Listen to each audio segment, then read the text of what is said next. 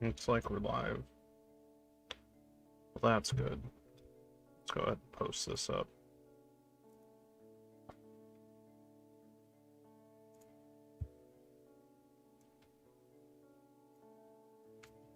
Bright as fuck.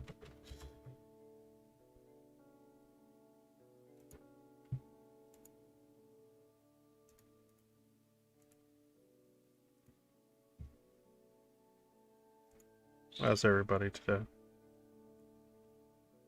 I mean, this is a silly question for me to ask, right? So mostly don't care for the answer. Where are we? There we are. Let's see what we can do here. Hi to anybody tuning in after the stream itself.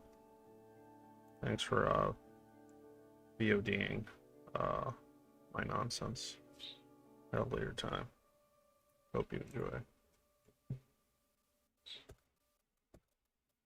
There we go.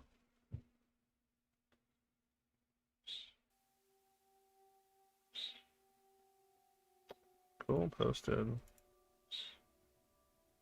If you don't like hearing my boring banter at the beginning, when you listen to the VODs, just I would say skip to like minute 3 or 4. Usually by then, kind of get into the flow of things, or start to.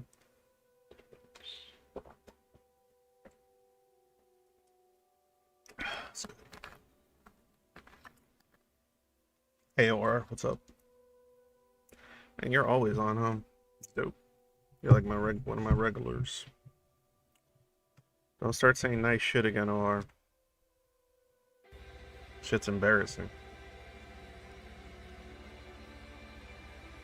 Let's see. Wonder if anybody's gonna hop on today. We'll see.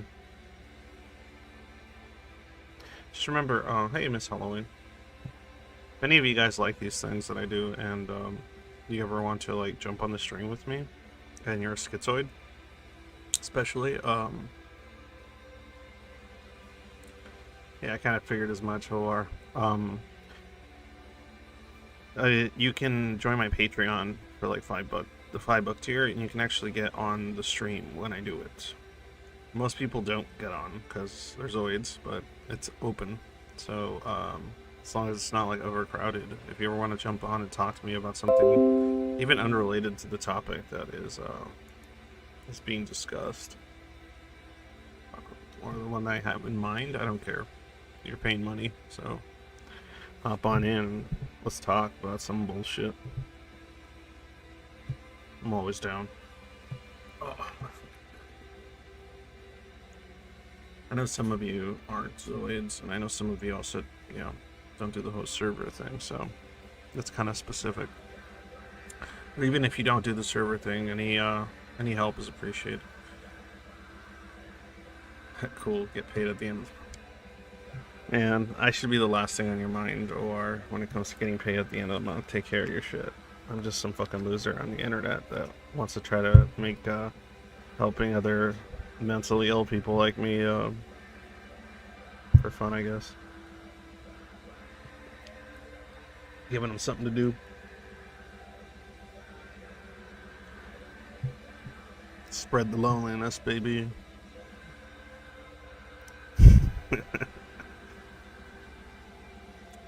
I got like 4 peeps now. Okay. Usually wait till like 4 minutes, 5 minutes to let things start flowing in. If the music's too loud in the background, tell me. I usually like to have some kind of atmospheric black metal. Helps me chill out and zone in. So today, what I actually wanted to discuss, and if this runs shorter as far as the topic itself goes, we'll go into the Reddit. I always have the Reddit window up because of the possibility of jumping in on it, but sometimes we don't get to it because we end up talking about other shit that I think is more interesting. Names are whack says, good morning, afternoon, evening. Yeah, I know, it depends on part of the world. For me, it's like almost noon.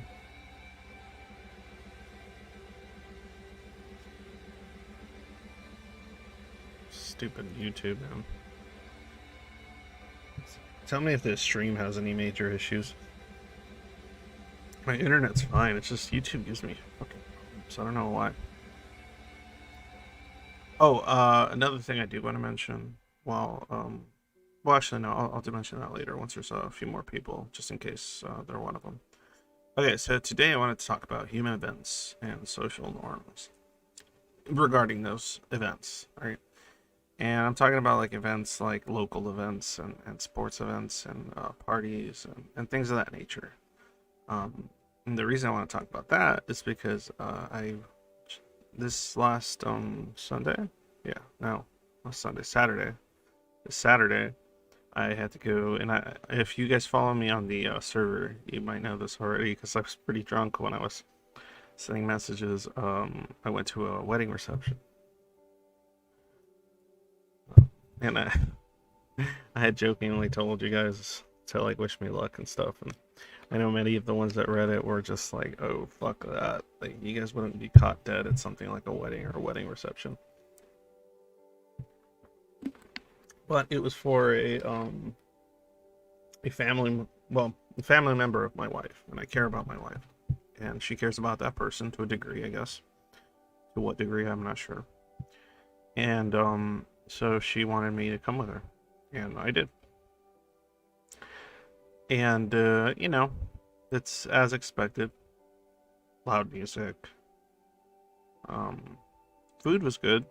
They had a taquero, which is a taco person, and had carne asada, adobada, which is like a pork meat, sauce and onions, and chicken and stuff, and a bunch of other side dishes and things. They even had pizza for the kids. I don't know, whatever. It was like a small reception, all family, and it was chill to a point until the music got really loud, and then I had to start drinking like copious amounts of alcohol to compensate for that, and especially since it wasn't exactly music that I find enjoyable. It's a Mexican wedding reception, so one can imagine the kind of music that might be playing. A lot of cumbia, and not really into that. Not really my cup of tea. The good thing is I ended up sitting at a table next to somebody that's kind of an introvert themselves, so I was able to kind of joke around and hang out with them. So that part was cool. Because they were probably just, well, they seemed like the type that's more uncomfortable at places like this. I'm more just annoyed and frustrated, usually at events like this. And part of that is because, you know, as a zoid, I just don't understand why the event itself is even necessary, or why people want to participate in it. As I myself would not want to have like a party. If it were up to me, I wouldn't have any parties ever. But, you know, obviously the kids, if they want a party, they gotta get a party. But, you know, were it all my choice and I was some authoritarian, I guess there would never be a single party. At least in a conventional sense. It'd be a Dungeons and Dragons type party. It's a bit different. And, yeah, anyway, I was sitting down the entire time. People were just having conversations around me that I didn't really know much about, or if I did, I wasn't necessarily directly interested. Especially since a lot of the time what gets discussed at these sort of things is a combination of local news, family nostalgia, and if I didn't take part in much of it, I mean, it's kind of, I guess I can't get into it, right? Since they're not like memories I share with these people. Or they talk about like their latest gossip in and around the family. It's a rather large family, so there's always something going on in someone's life that is of interest to some, which in and of itself is confusing to me. So I'm not sure why people care so much about the lives of other people that they're not directly in, like living with or in daily contact with. Like, that part always perplexes me, but that's usually what's going on at these events. It's not that it's all as cynical as like, oh, it's nothing but gossip, but it's always just stories. It's either a combination of nostalgic stories being retold for, the umpteenth time, or it's, discussing maybe something seen on television, how funny it was, or how tragic it was, or what have you. Or just making jokes about whatever is around you at any given moment, maybe, or how cute this or that child is. Yeah, and I mean, but look, it wasn't all that bad, to be honest. I mean, I've been to way, way, way more uncomfortable events, more irritating events for sure. It was pretty chill. Everyone was just at their table. Once I found out that they had hard seltzers, I was good, because I try to keep my carb intake incredibly low, so I don't turn into a big fat turd, and because of that, when I saw they had hard seltzers, I was very, very happy about that. So I started grabbing a few, and they had plenty. They had different kinds too, which was nice. So a good variety of fruit flavors, full of alcohol, and 2 carbs or less. So that's awesome. Drank a shit ton. Then once I noticed, I'm like, oh, wait a minute, this is probably gonna go over my carbs if I drink too many. So then I started mixing a little bit of Diet Coke and vodka. And by then it was incredibly loosey-goosey. And I don't know if this is what happens to you guys too, but man, once you have enough intoxication in you, like, it's not even so much inhibitions, like, because people. Okay. Oh, hey, Nemomo, you're on. What's up? I didn't even see you. Hey, Or, I don't know how familiar you are with drinking, Nemomo. I don't drink. Oh, that's It's right. Yeah. alcoholism. Yeah. That's right. That's right. That's right. You do the what do they call it? Autoerotic asphyxiation stuff. Yeah. Um. Oh wait, no, you were supposed to say no, but you didn't. Okay, so now I know. Um. No. Okay, there we go. That's what I wanted. Um. No, but. Okay, most of the time when people describe uh, being intoxicated, generally what people say is that it lowers inhibitions, right?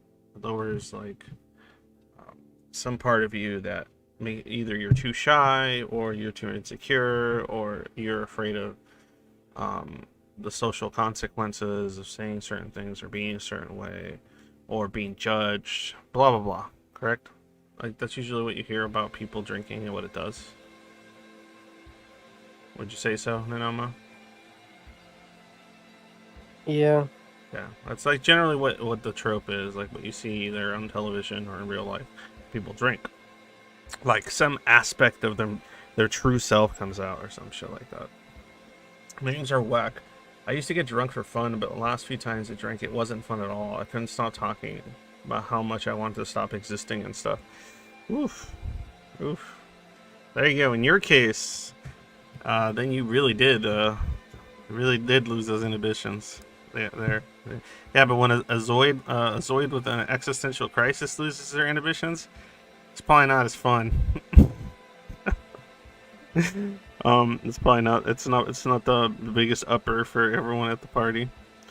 But usually what it lets me do, and this is why I wanted to say it's a little bit different intoxication, at least in my case, is it lets me inhibit. Sorry. If anything, it lets me inhibit myself. Like, it actually increases inhibitions. In the sense that I can block out my distaste, my analysis, my like my distaste of things decreases, I would say.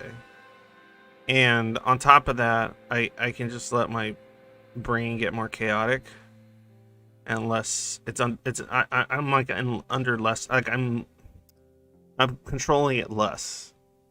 So when I'm intoxicated, I feel like I have actually less control over I don't know how to explain it, over what I care about and don't care about. And usually I don't care about a lot of things, but it lets me pretend like I do, or trick myself into thinking that something is fun a lot easier.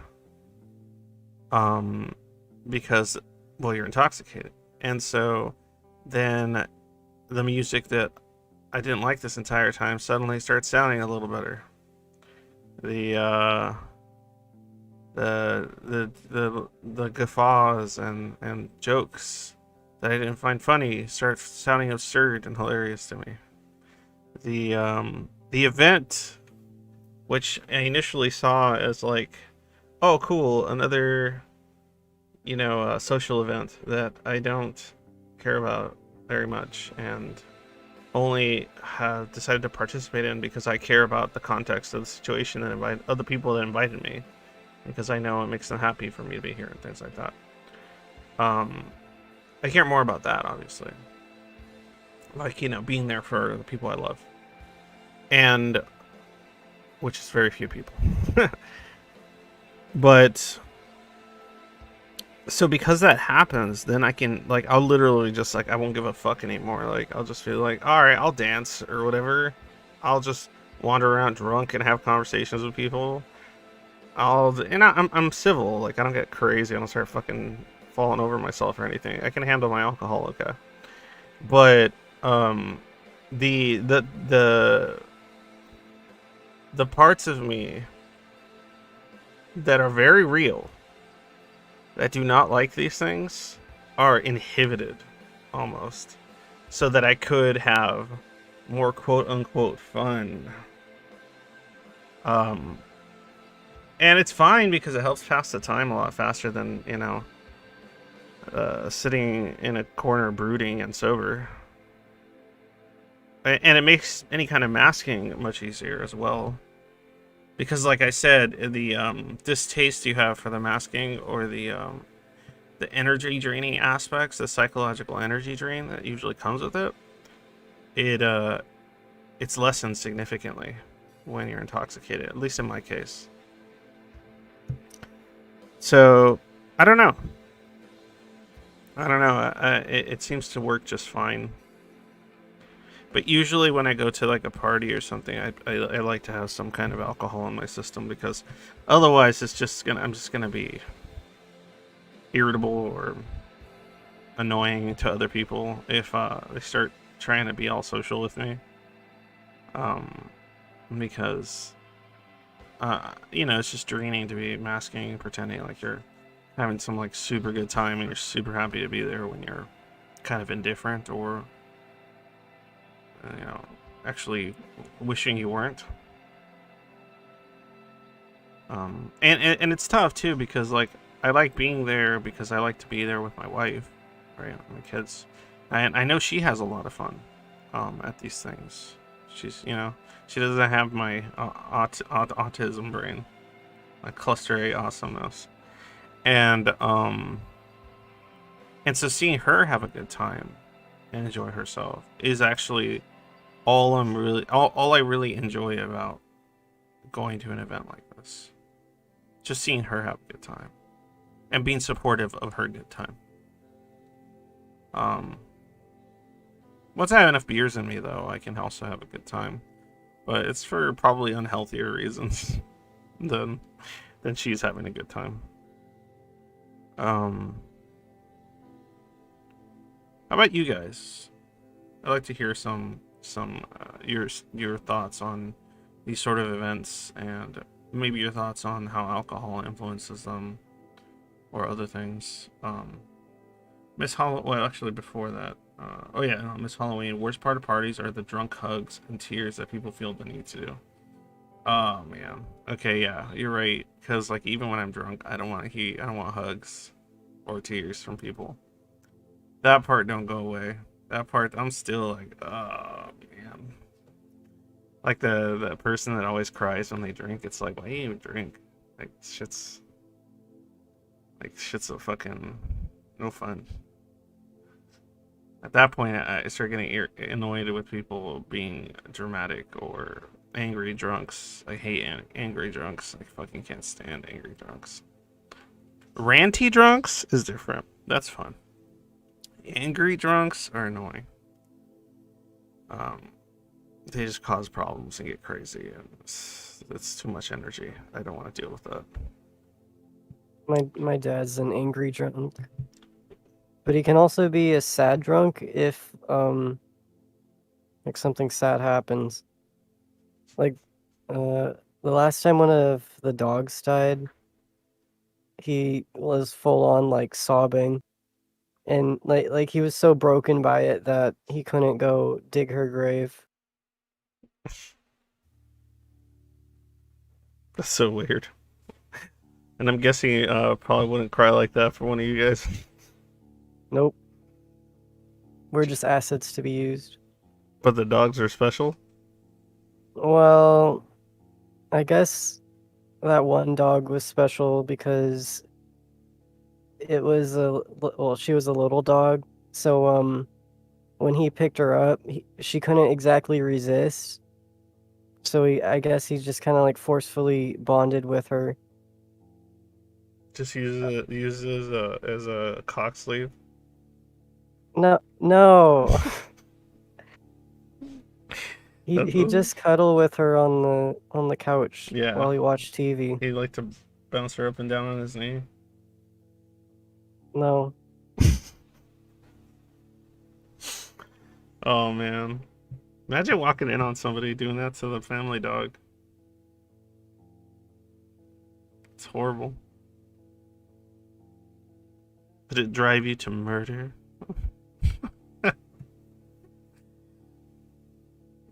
When I was 15, I went to a bunch of teenager parties. At that time, I already knew I was different, but didn't know which aspects. The parties weren't bad, weren't great either. I just didn't mind. Usually, when I was younger and I would go to like parties and things like that, it always involved alcohol because of similar reasons. Though I didn't probably understand it in my like teens and my well, definitely not in my 20s and stuff. Now I'm 20, I don't miss them at all. I don't think I'll be able to go to one nowadays. Well, when I was in my early 20s, I lived with roommates. So well, I was like 19, 20. I lived with roommates, so they always had like things on the weekend, and I always kind of participated because there was a lot of alcohol and snacks and food and shit. I was more interested in that and finding the occasional person that can have an interesting conversation about something that wasn't the above mentioned stuff, like the social shit, and they could have a conversation about a good book or something. And sometimes I would find that person at the party. If I couldn't, I would just kind of hang out with the people I did already know, and just drink a lot of alcohol and zone out. Usually what would happen is I would play like their drinking games or something, but at a certain point or another, the dream became too heavy, and I would have to isolate and get really, really, really, really tired and really, really bummed out because it's when because you can only trick yourself for so long that you're having like all this fun.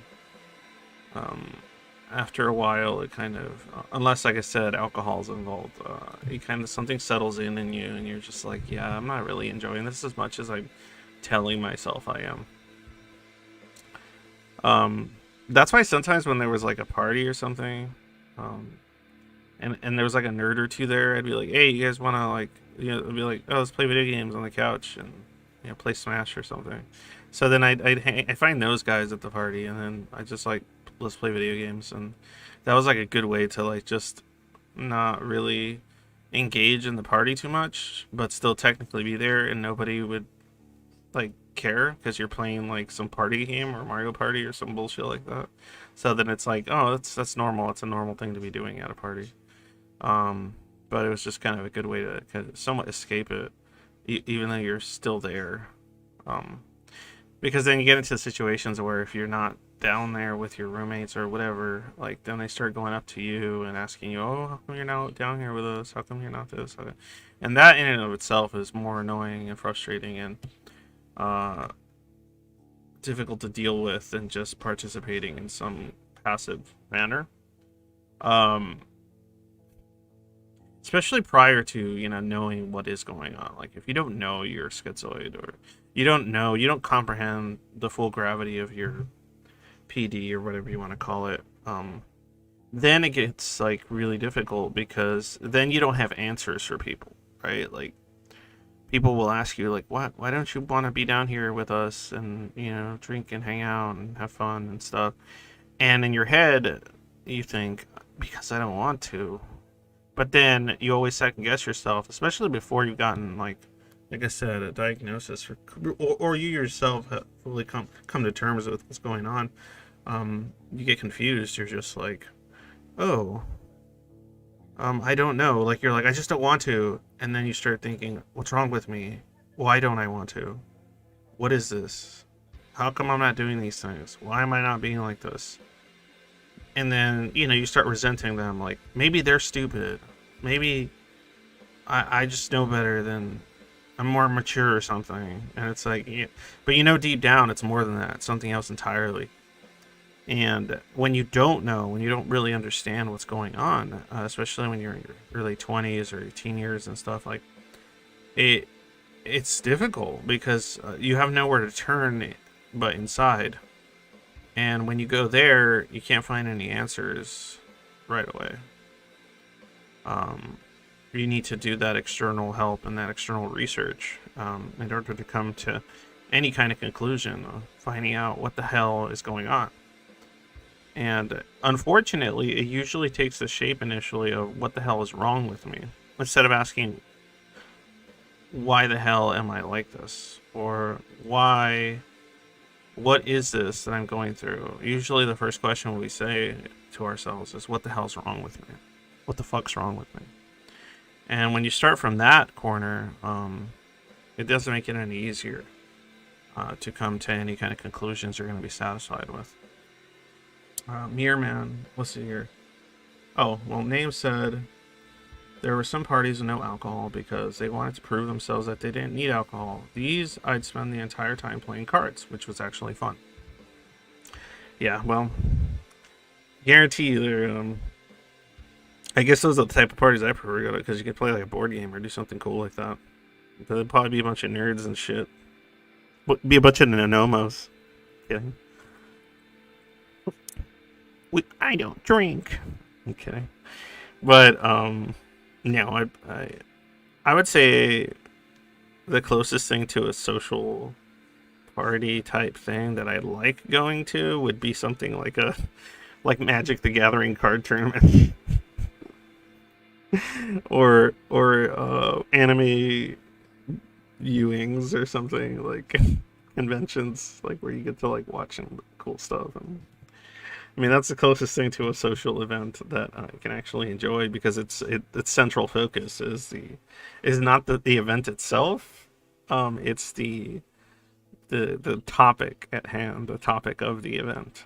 If that makes any sense. Like, if you, yeah, I don't like social events where the central focus of the event is interacting and socializing. That's fucking horrible.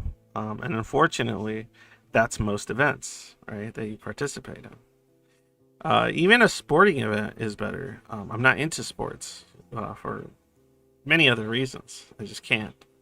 I can't get into a team. Right? I can't really feel like I can temporarily kind of trick myself into caring about which team wins for fun. Like, just so like I decided this is the winner, and let's see if I'm right.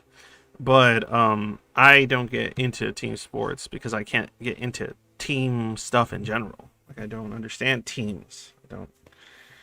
team, unless I'm in the team, and in which case I see it as like my own effort made real, and so I want to win.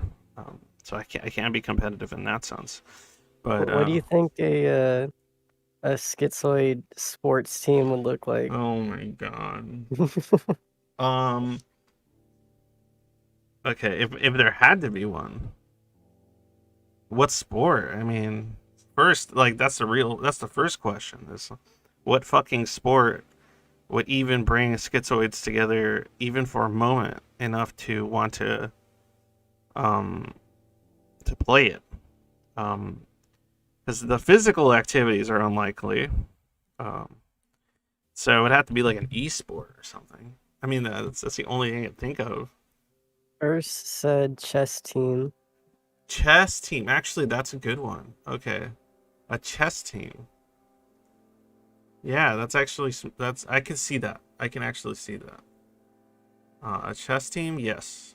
But even then, I think if you had like a team of schizoids that were even in something like a chess team, I think they would all be more interested in their individual ability than they would about the team itself winning. Or they would just be indifferent about the team winning and more interested in whether they win. And if that's the case, then the team might actually do well because it's chess. And there might be, and each individual would be focused solely on their own aptitude, which could translate into wins. That's all I can think of. Like, cause like I'm just trying to imagine, like, well, okay, let's just say fucking schizoid baseball league, right? Like, what? No, everyone's just gonna be sitting in the bleachers wondering why the fuck they're hitting a ball and why they should care to hit it and why they probably hit a home run and look around and go, why is everyone so happy about me hitting that ball over a wall? And the only thing I think that would motivate the team to run and catch and do things is to not be yelled at so much by their own supporters. So, like, because they don't want to deal with it. So, I think if schizoids were forced to be in a team and play baseball or whatever sport, whatever normal sport that's popular, I think the sole motivator would be not to win. It would be it's better if we win because then people won't bitch at us, and the coach won't yell at us, and if the people that like our team are happy, then maybe they'll leave us alone more because they won't be bothering us and telling us to go to train and stuff. So I think that would motivate the schizoid baseball team. But that's about it. I don't know if that would necessarily translate into winning games. I really doubt it. But yes. But everyone would be quite miserable. Unless they're really fond of baseball for some reason, which, to be honest, I've yet to meet a very enthusiastic sports ball supporter that's also schizoid. I haven't met one yet. And I've talked to a lot of you. If there's somebody in chat right now that is, tell me. Because that's schizoid. And is a big time fan of seeing a certain team win. Like, they're actually, like, connected to this sports team. And they feel it when the team wins or loses. Like, because that's I think that's part of the issue is why I don't think I like snooker. I don't know what snooker is. I have no idea what that is. I can't imagine too many schizoids being like, oh, I am emotionally connected to no people really, but a sports team, yes. That's weird. I can't really see that happening. Like, we could like a sport. Like, Like I could see a schizoid like liking a sport because the sport is cool, or it feels good to play it, or like physically if they like working out and stuff, and they like they like playing it for that reason. Um, yeah, like exactly. Names are whack said, I'm only a bit interested in esports and can't connect to any team. Yeah, exactly.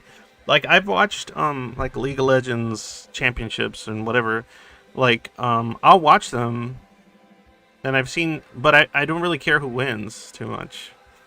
I'll just be like, oh, this is a really good game. Wow, look at these really skillful plays. Whoa, these guys are fucking god tier talented at this shit. But I never go, oh man, go Cloud9 or go whatever team. It's just that part's just like, go SKT or some shit. I've watched a fair amount of sports, but I don't feel any special connection to any team or player. Exactly. Snooker is a single player billiard market. And then, yeah, I mean, playing solitaire essentially on a pool table, right? That doesn't quite count as a team sport. Not even a competitive sport. I guess you're competing against yourself at that point. So yeah, I always try to figure it out, but I can't seem to do it. Like there's been, like I've seen Mundials, which is like the big soccer game, right? The world soccer, and I've seen like the finals for that, and it can be really, it can be exciting to see the finals for sports because then you get to see like some of the highest tier physical prowessness of like that the human being can exhibit via this competitive physical sport, and that kind of stuff. Like I'm not gonna shit on that, man. Like who am I to fucking shit on that? Like somebody's ability to run, have that level of stamina and strength and reflex and so on and so forth. I'm not gonna shit on that. That's commendable. Whether is it commendable that you're putting it all into a sport that I find to be pointless? I don't know. That's just my own personal view. Like, so it's not really worth too much in that sense. But is it commendable in my opinion? Do I respect physical prowessness? Like, yeah, of course. It's fucking awesome. Right? Like being able to run that much and not get tired and jump that high and hit that hard and so on and so forth. Yeah, that's all really cool shit. Be that fast. But I see it the same way as, someone that can think fast, someone that can problem solve quickly, someone that could, do other things that aren't physical, that are more mental. That stuff is like impressive to me. Anything where it's like the human being hitting like the pinnacle of a specific stat, I guess, is interesting. That part's cool to watch. That part's interesting to me. But the team aspect is it's beyond me. I will never understand it. I mean, in the case of like, and you guys are gonna, oh, this is funny when you're talking to zoids. Like what does it matter if a zoid says that you're kind of a fucking pervert or degenerate or something? Because like, for example, the only thing that interests me about League of Legends team sports is one of the members, which is Sneaky, and he's in a team called Cloud9, and he cosplays, cross-dress cosplays, and yeah, I could stare at that dude all day. Very nice cosplays, and it has nothing to do with the team sport. That's just me being a pervert. And I just think it's funny that he makes like essentially both money doing that and modeling and like what is essentially cosplay drag to a point. Yeah, I'm a Sneaky fan too. Names are whack. I know, man. Sneaky, dude. I mean, it's so hilarious because his game name is Sneaky, yet oh, that boy, he's sneaky. Oh yeah, I've seen some of those pics. Yeah, I gotta say, I can't complain about those pictures. And I know people hate it, but I respect and I appreciate a good trap. I'm not typical Barcelona fan, but I love the way they do things, the way they play, not having shirt sponsors up until 2012, promoting young players from their academy, etc. Yeah, like I mean that's just cool, right? Like the conceptual stuff is cool.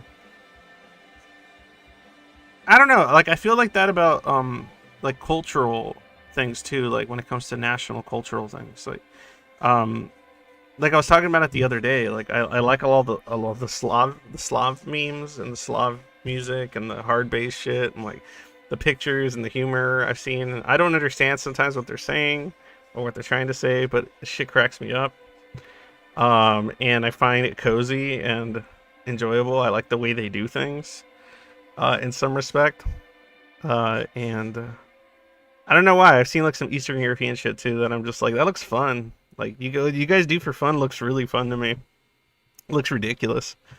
And so, but I'm not, I'm not like, I'm not gonna like go all in and move to, some, some to Russia or fucking Poland or anything like that. Like, I'm not gonna go to live the Czech Republic or any shit like that. Like, that's not my plan. But I really like the way they do things. Um, I don't know. It's interesting to me. Messi is an interesting guy, very quiet but articulate and considered in what he says in interviews. In fact, little is known about him, his personality, schizoid maybe. Yeah, I wouldn't be surprised if there's some like schizoid athletes out there that are really really focused on their own ability and competence in their sport and aren't that interested at all in the team to a certain degree. So like I wouldn't be surprised at all if that was the case.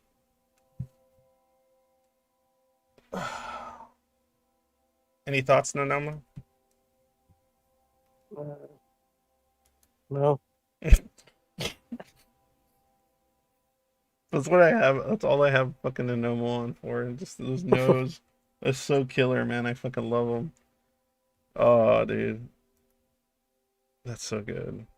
You're like I said, you're the hyper indifferent anhedonic representative of the schizoid community. So good.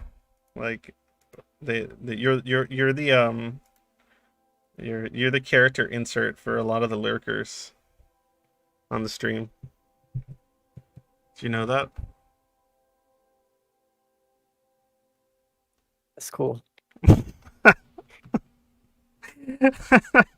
And that was great. Schizoid representation. Nice having him on stream. I know, man. Like I'm kind of not in some respect. I guess some zoids.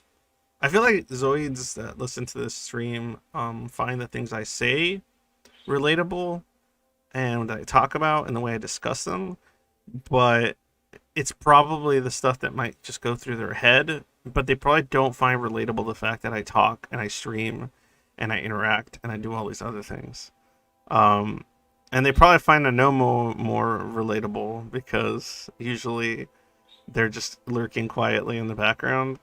And when I ask him a question, it's just no, maybe.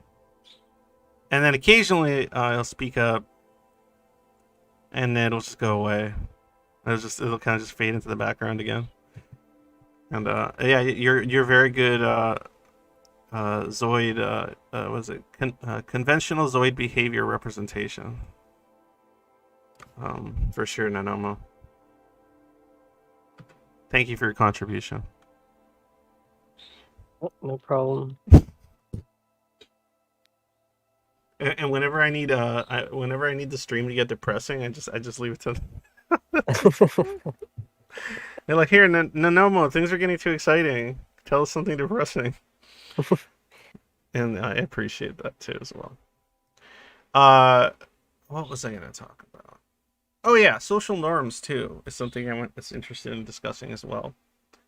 How many? Oh, by the way, Nanomo, I can never figure out because I'm looking at the what does concurrent viewers compared to viewers mean? Concurrent, I think just means like overall or the current amount. I don't It's remember so the confusing term because exactly. it says concurrent users 12 or 13, but then on my analytic thing that pops up, it says like 11. It says less usually. It'll say 10, and then up above it'll say 13 or 14. And I'm just like, what the fuck is this? I don't understand why it does what it does. Um, Social norms. Now, this is something that's really, really funny to me because to a lot of us, these norms, and I'm talking about like via conversation, especially in regards to events, like when you go to a, not just a party, like say you go to a Christmas family dinner, right?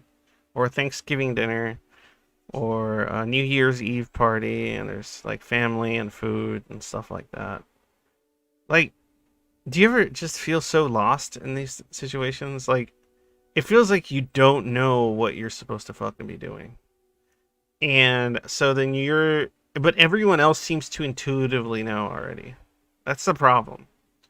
Um, it feels like you just walk into like some parallel world, some kind of strange alternate dimension where I, f- I feel that way even like just going to lunch with my grandparents. Like I don't know what the fuck I'm supposed to talk about with them yeah, like what are we supposed to or like do, what they right? want to hear. Well, that's what's weird is like I don't really worry too much about what others want to hear, but what goes through my head is like, what am I supposed to be doing so that I can both balance out getting the least amount of attention and also not be noticed because I'm being too aloof or zoning out or something. So usually my solution to that problem, to the what am I supposed to be doing here, like what is it exactly, is to talk to the person that I came with, that I want to talk to the most. But a lot of the times, sometimes that doesn't work because the say I go to a Christmas dinner or Christmas type meal or something with the wife, right? There's a distinct possibility that she might get into a conversation with cousins and family members, and she'll be doing her own thing, and I'm not going to interrupt her. I'm not going to go bug because it's like, oh, help me, help me, I don't know what to do. So I'm going to like go tell her to stop talking to everyone else. That's stupid. So then the best tip, at least for myself, is usually I locate the one or two people that have the similar interests, that I know have similar interests, and then I just start talking to them about that. And that can usually buy me significant amount of time.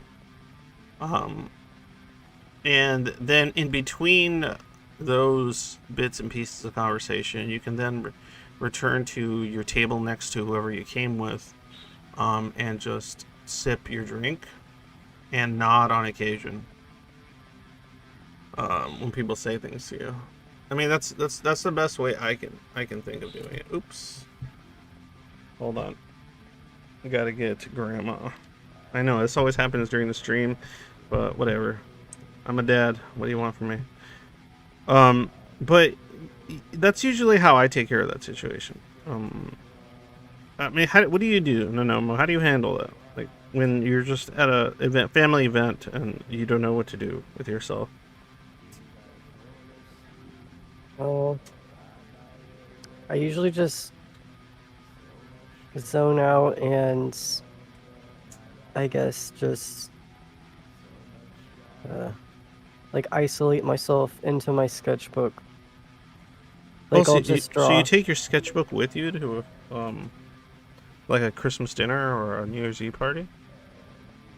Yeah, they're used to it though. Like I always do that because I just zone out. Hmm. I'm not usually a talkative person at family events. Nobody ever asks like, "Oh, what's he doing? Why is he so quiet?" Well, our family events are just like it's not relatives. I mean, I guess the most relative it gets is just my grandparents, but it's Who's it mostly though? let's see, it's usually my grandparents or just my grandma, and then my mom, and maybe my dad. But most of the time, we don't want him to join because he just ruins it. What? So we Like he ruins it? Like he says or does something crazy, or he either says weird shit, or it's just having him there isn't enjoyable for anyone because everyone knows, like my grandparents know he's not good. not bueno. Yeah. Okay. Well, I mean, I guess that part's good at least. Is he fully aware that no one likes him? I don't know, because I can't really fully understand his brain since it's a narc brain.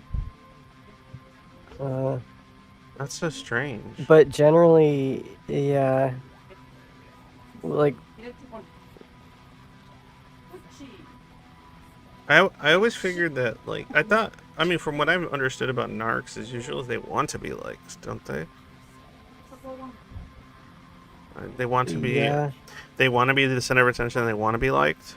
But I think, I mean, is there a different? I don't, because I feel like there's a different variant of narc that is the opposite. It's like they don't want any, they don't care if nobody likes them, but they know they're better. I'd say it's a mix for my dad. So with family and stuff, with the people that know that he's a shitty person, he doesn't care about being liked, but occasionally he'll throw on his narc mask and be like, "Happy birthday, hope it's a great one." Just like, shut the fuck up. I'm gonna block your number. That sounds like a blast. Yep, but most of the time with me, he's been like, "Yeah, I know. I'm a shitty dad." And that's it. That's like all he says. But with his I guess his friends and this old dude, which he sees as his daddy figure. His daddy figure? Your dad's daddy? Yeah. The way you said it was so funny. Okay, well, my dad's dad figure. Daddy, his daddy? Daddy? Anyway, tell me about his daddy. Daddy would have been a better term if the dude actually gave a shit about my dad, but he just has my dad wrapped around his finger. He's like one of those crusty old dudes that made it big with stock back in the day, and now he just hoards all his money, and so my dad looks up to him because he has a lot of money. And also he's older and, like, I guess a father figure to my dad. Because his dad wasn't nice to him. But, shit, where was I? You were talking about how... Shit, I don't remember. That'll do it. I went too far on the rambling and I fucking lost the point. What if we just listen to Nemomo struggle to remember quietly? Would that make it for good, interesting content? or can we badger? Should we badger Nemomo until he tells us? Like maybe make him freak out. Nemomo, hurry up! What were you thinking about?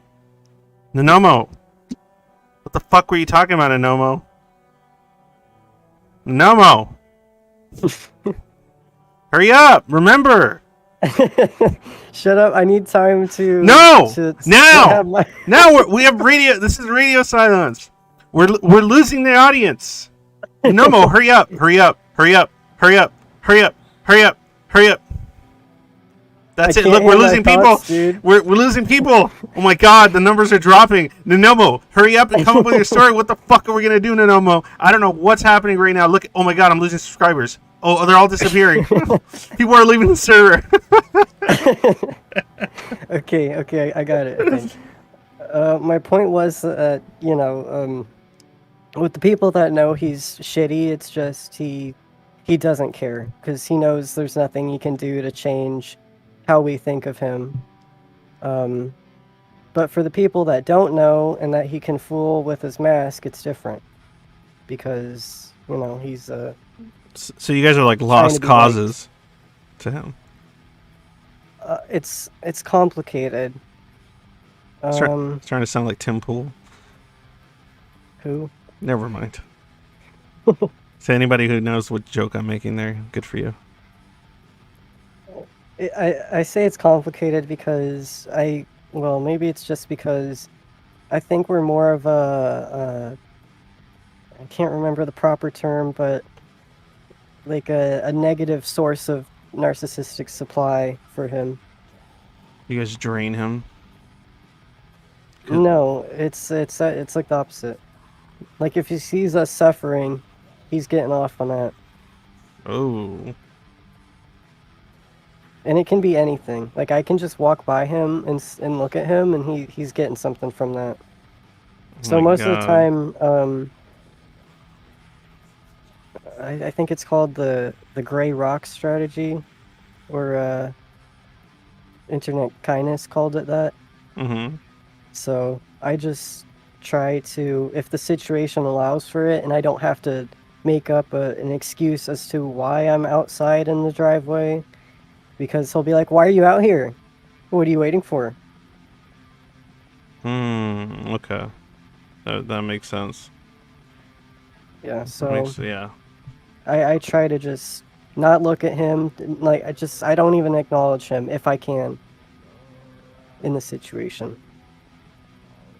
And that reminds me, in a topic, topic of the stream, social norms, is the way that people, like, you can just be walking by and they say hello or good morning to you. My dad does that to me, and it's like, why? I don't get it.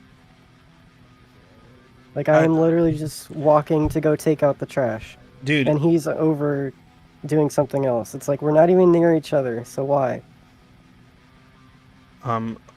Cherry just asked, what is the next person's name in the live? Are you talking about the person who just jumped on? That's E-Man. Hey, E-Man. How's it going? Yeah, it's E-Man. I gotta figure out, like, a more efficient way to, like, do all this, like, people jumping on and being able to be seen. But I just don't, I don't feel the need for it because nobody uses their camera. So that's why I'm just like, you guys are just a bunch of audio boxes anyway. The only person to ever use their camera on a live stream, I think, was Internet Kindness. That was about it. May. JD, to get comfortable, humans have rituals to get comfortable with each other, like shaking hands, because strangers are a threat. Yeah, I mean, that's how I picture it. That's what makes it even weirder, right? Like, it's like, oh, you guys all think you're threats to each other? Like, why are we here? Like, what is this thing we're doing here? I was gonna say, one thing I want to start doing for my stream, since, like, I want to make it as lurker friendly as possible. Okay, to any lurkers listening right now that, you really drop anything in the chat, I want to start like a little, maybe like a little tradition or a little thing. If you ever want to type something into the chat, but you don't want me to read it out loud, because I tend to read the things that pop up on the chat, or it's something you just want to tell me or whoever's reading the chat, but you don't really want anyone to, like, well, you don't want me to respond to it necessarily or mention it. Let's just put, like, something noticeable at the beginning of the let's put something noticeable at the beginning of the chat itself. Like, put like at no reply or something. Put like or something like no reply, something, or NP. Like, put capital NP before what you write to specify that you do not want it read aloud or me to mention it aloud. Because I started thinking about that, because I was like, I wonder if, like, some people don't type anything in because they don't want me to read it out loud or talk about it, right? like, or they don't want to be. They don't want like, oh, Cherry Rose says, "Hey JD, Miss Halloween." Like, you know, they don't want like they don't want the shout outs, or they find it cringe, or they don't like hearing anything that they wrote be read aloud. Just put like a capital NP, no reply, and I'll avoid doing it. Or maybe they could use the shelter in emoji, because it looks like a lurk emoji. It's the cat in the box. YouTube Oh, okay, there you go. emoji. Yeah, you can use that emoji, the cat in the box.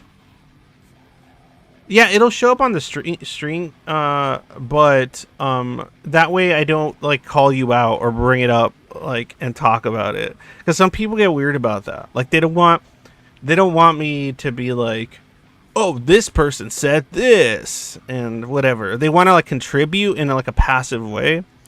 So I'm just saying, I want to create like a lurker-friendly kind of thing where maybe I can get a lurker to type something in, so they can tell me something, but I won't necessarily read it out loud. Because some people don't give a shit. That's fine, but because I'm one of those people. But you know, just in case. There's also the stream chat in the Discord, but Angst doesn't.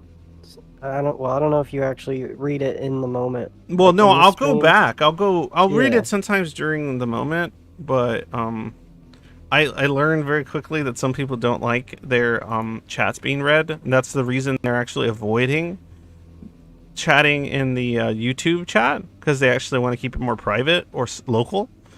So yes, Yeah, if you want to tell me something in the what's it called, in the stream chat on the Zoid server, because you're just that big of a Zoid that you don't want to use the YouTube chat, that's fine. Just do it there. I generally don't. If I do see something interesting, I'll try to work it into the conversation. But yeah, otherwise, nah. It's just, you can just type it in. But also, if you want to make suggestions for topics we can talk about in the future, or whatever, what have you, like I said before, Patreon. Oh, that's the thing I was gonna do. Oh yeah, I almost forgot. Oh yeah, I want to thank because I got enough people on here that maybe I can catch a few. I want to thank the patrons I already do have. I know most people don't like shoutouts. I know I wouldn't really, unless it's for the channel, obviously. But prior to doing all this, I would never want like a shout out. So I'm not about to do that. But I am going to say thank you to all, I think it's 20 patrons that I have right now. Regardless of your contribution, I really, really appreciate it. And also, if you want to be one of those people, please do so, because you can get into the Uncanny Grow, which lets you like put suggestions in, lets you join on the live stream like this if you have the balls to do so. I'm kidding, but stuff like that. And also, don't want to forget to mention the people who have sent me like bits of PayPal money here and there that don't do the Patreon. Those people, thank you also. Like, that counts just as much to me. It's a little harder to keep track of, obviously, because it's not like a I don't have like a reminder of the people's names, and then sometimes it uses your real name. So that's kind of why I don't want to shout anybody out that donated to my PayPal, because I think it's their real name, and that'd be kind of weird and doxy. So I'm not gonna do that. But thank you to you guys as well. Eventually, once I get, I think, about 450 more viewers, I can actually start doing super chats or whatever on this thing. So that'll be cool. That'll be another way for somebody that wants to help out, so I can make this thing bigger and grow it. Anyway, that's enough boring shit. I don't know what Optimus. I don't know what Joey. What is the clustery version of Joey Diaz and Lee Syatt? What is that? Anybody know? E-Man, Nemomo? I looked it up, and like they're podcasters, and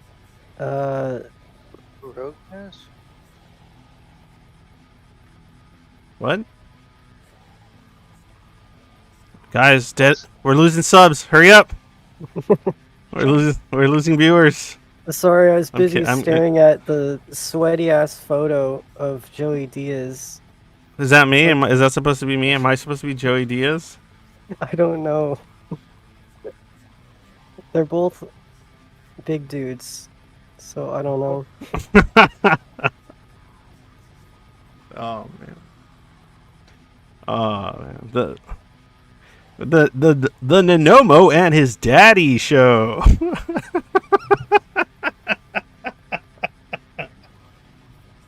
Should we just start calling it that, Nemomo? Analytic thing. It seems to be taking a shit. How about you, E-Man? What do you see?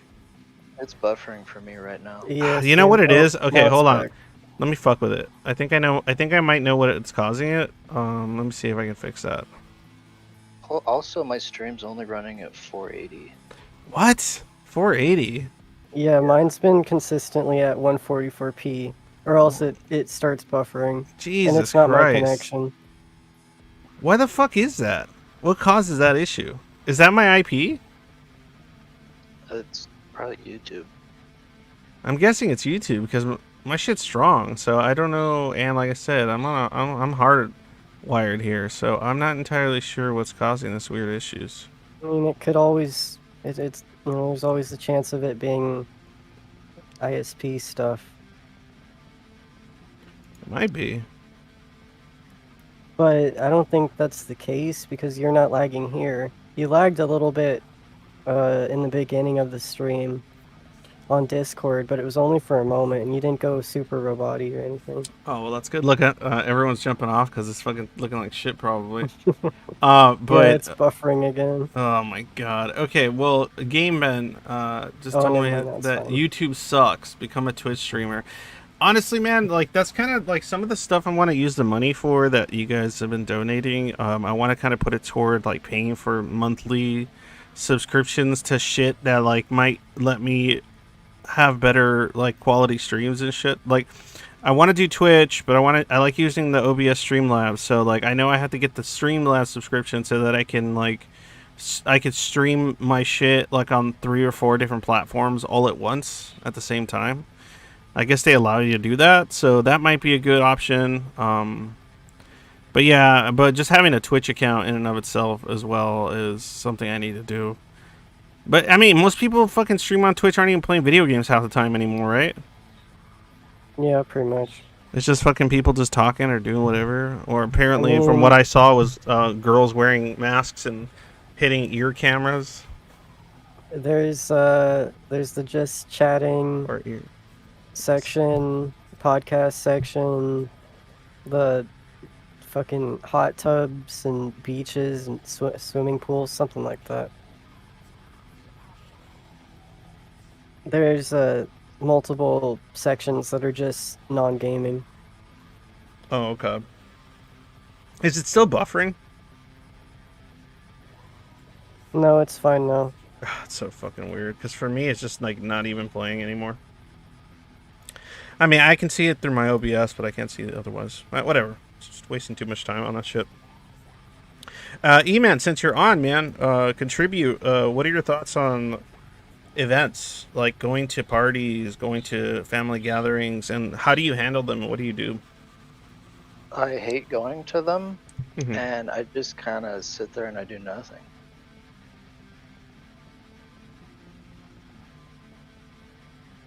Like, I'll either zone out or I'll just find something that I can pay attention to that nobody's gonna bother me about. Any examples you can give us? Not really.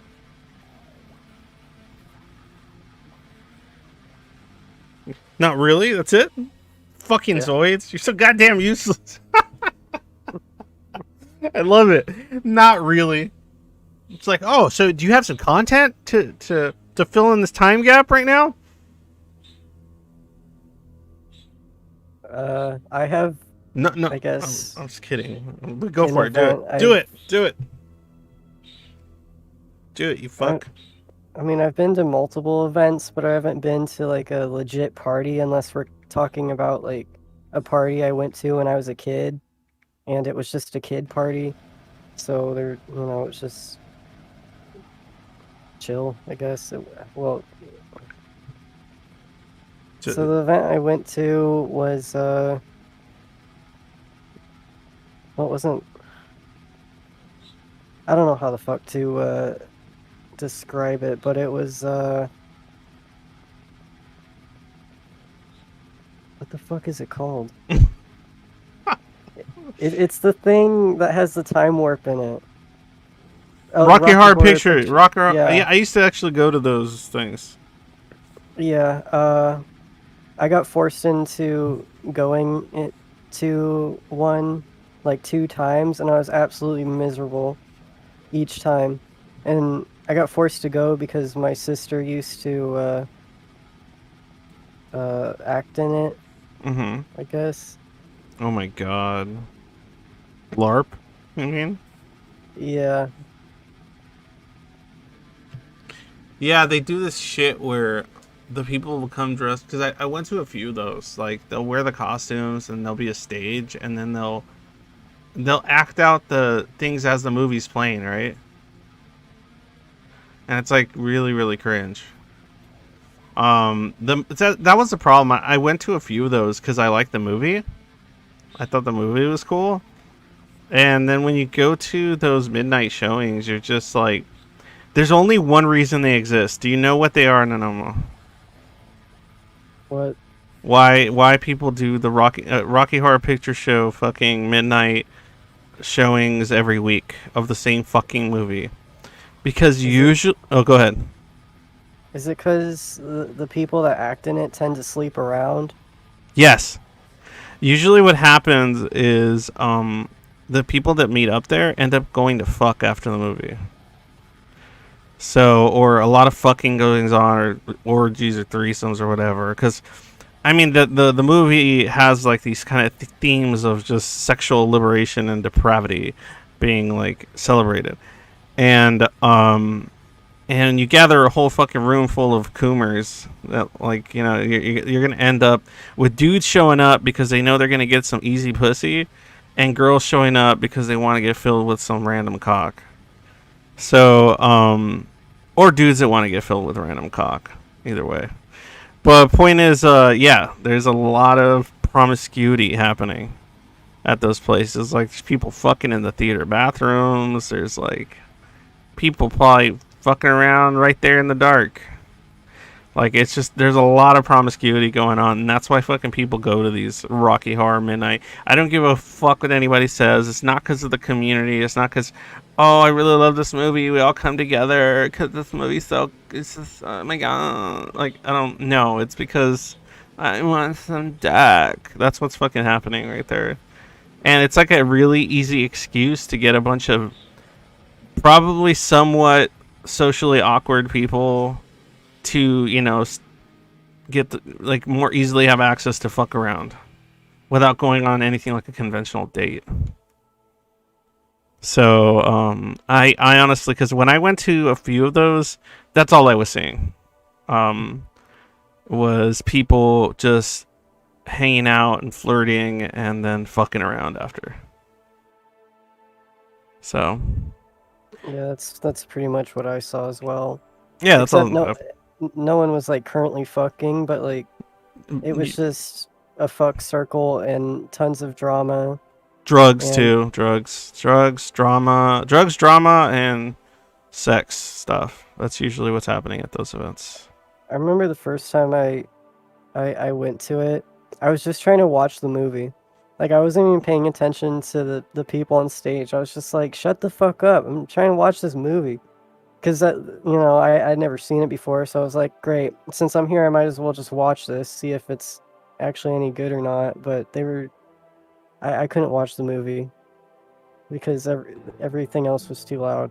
No, yeah, absolutely. You can't even hear the fucking movie. That's what I thought. Like, when I got invited to it, I thought, oh, it's a bunch of people that just like hanging out watching this movie every week. That's cool. I get there and I'm like, what the fuck is this clown fiesta? What the fuck? Like, cause I've gone to I like going to midnight showings of and I don't mind if it's people talking about the movie, cause like I've gone to this really cool events in I actually like them. It's where is it? It's in LA. It's that shitty little theater. I can't remember what it's called. Aren't they all shitty little theaters? No, but there's a shitty little theater that's particularly famous for its grindhouse viewings. And usually, I'm trying to remember which one it's called. Like, Tarantino's gone there, and he's known for going there, and Eli Roth and a bunch of other people that are into, like, grindhouse sort of film stuff, like 70s exploitation films and shit like that. I love all that shit.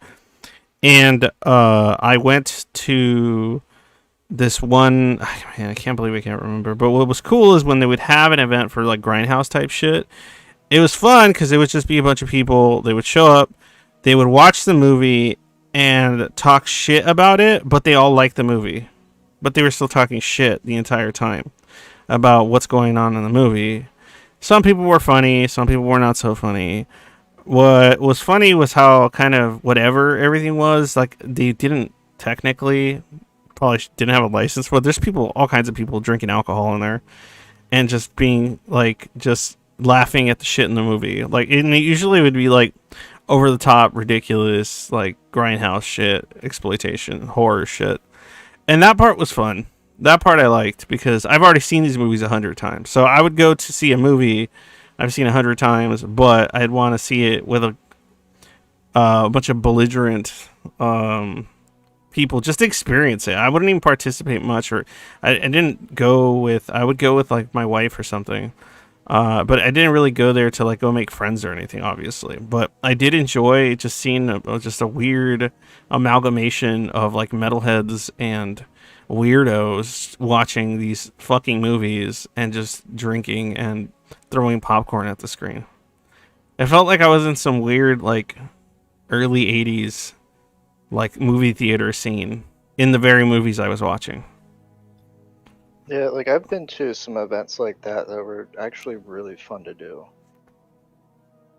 Yeah, those are kind of cool because, like, you know, everyone there is into it. They like the movies and stuff.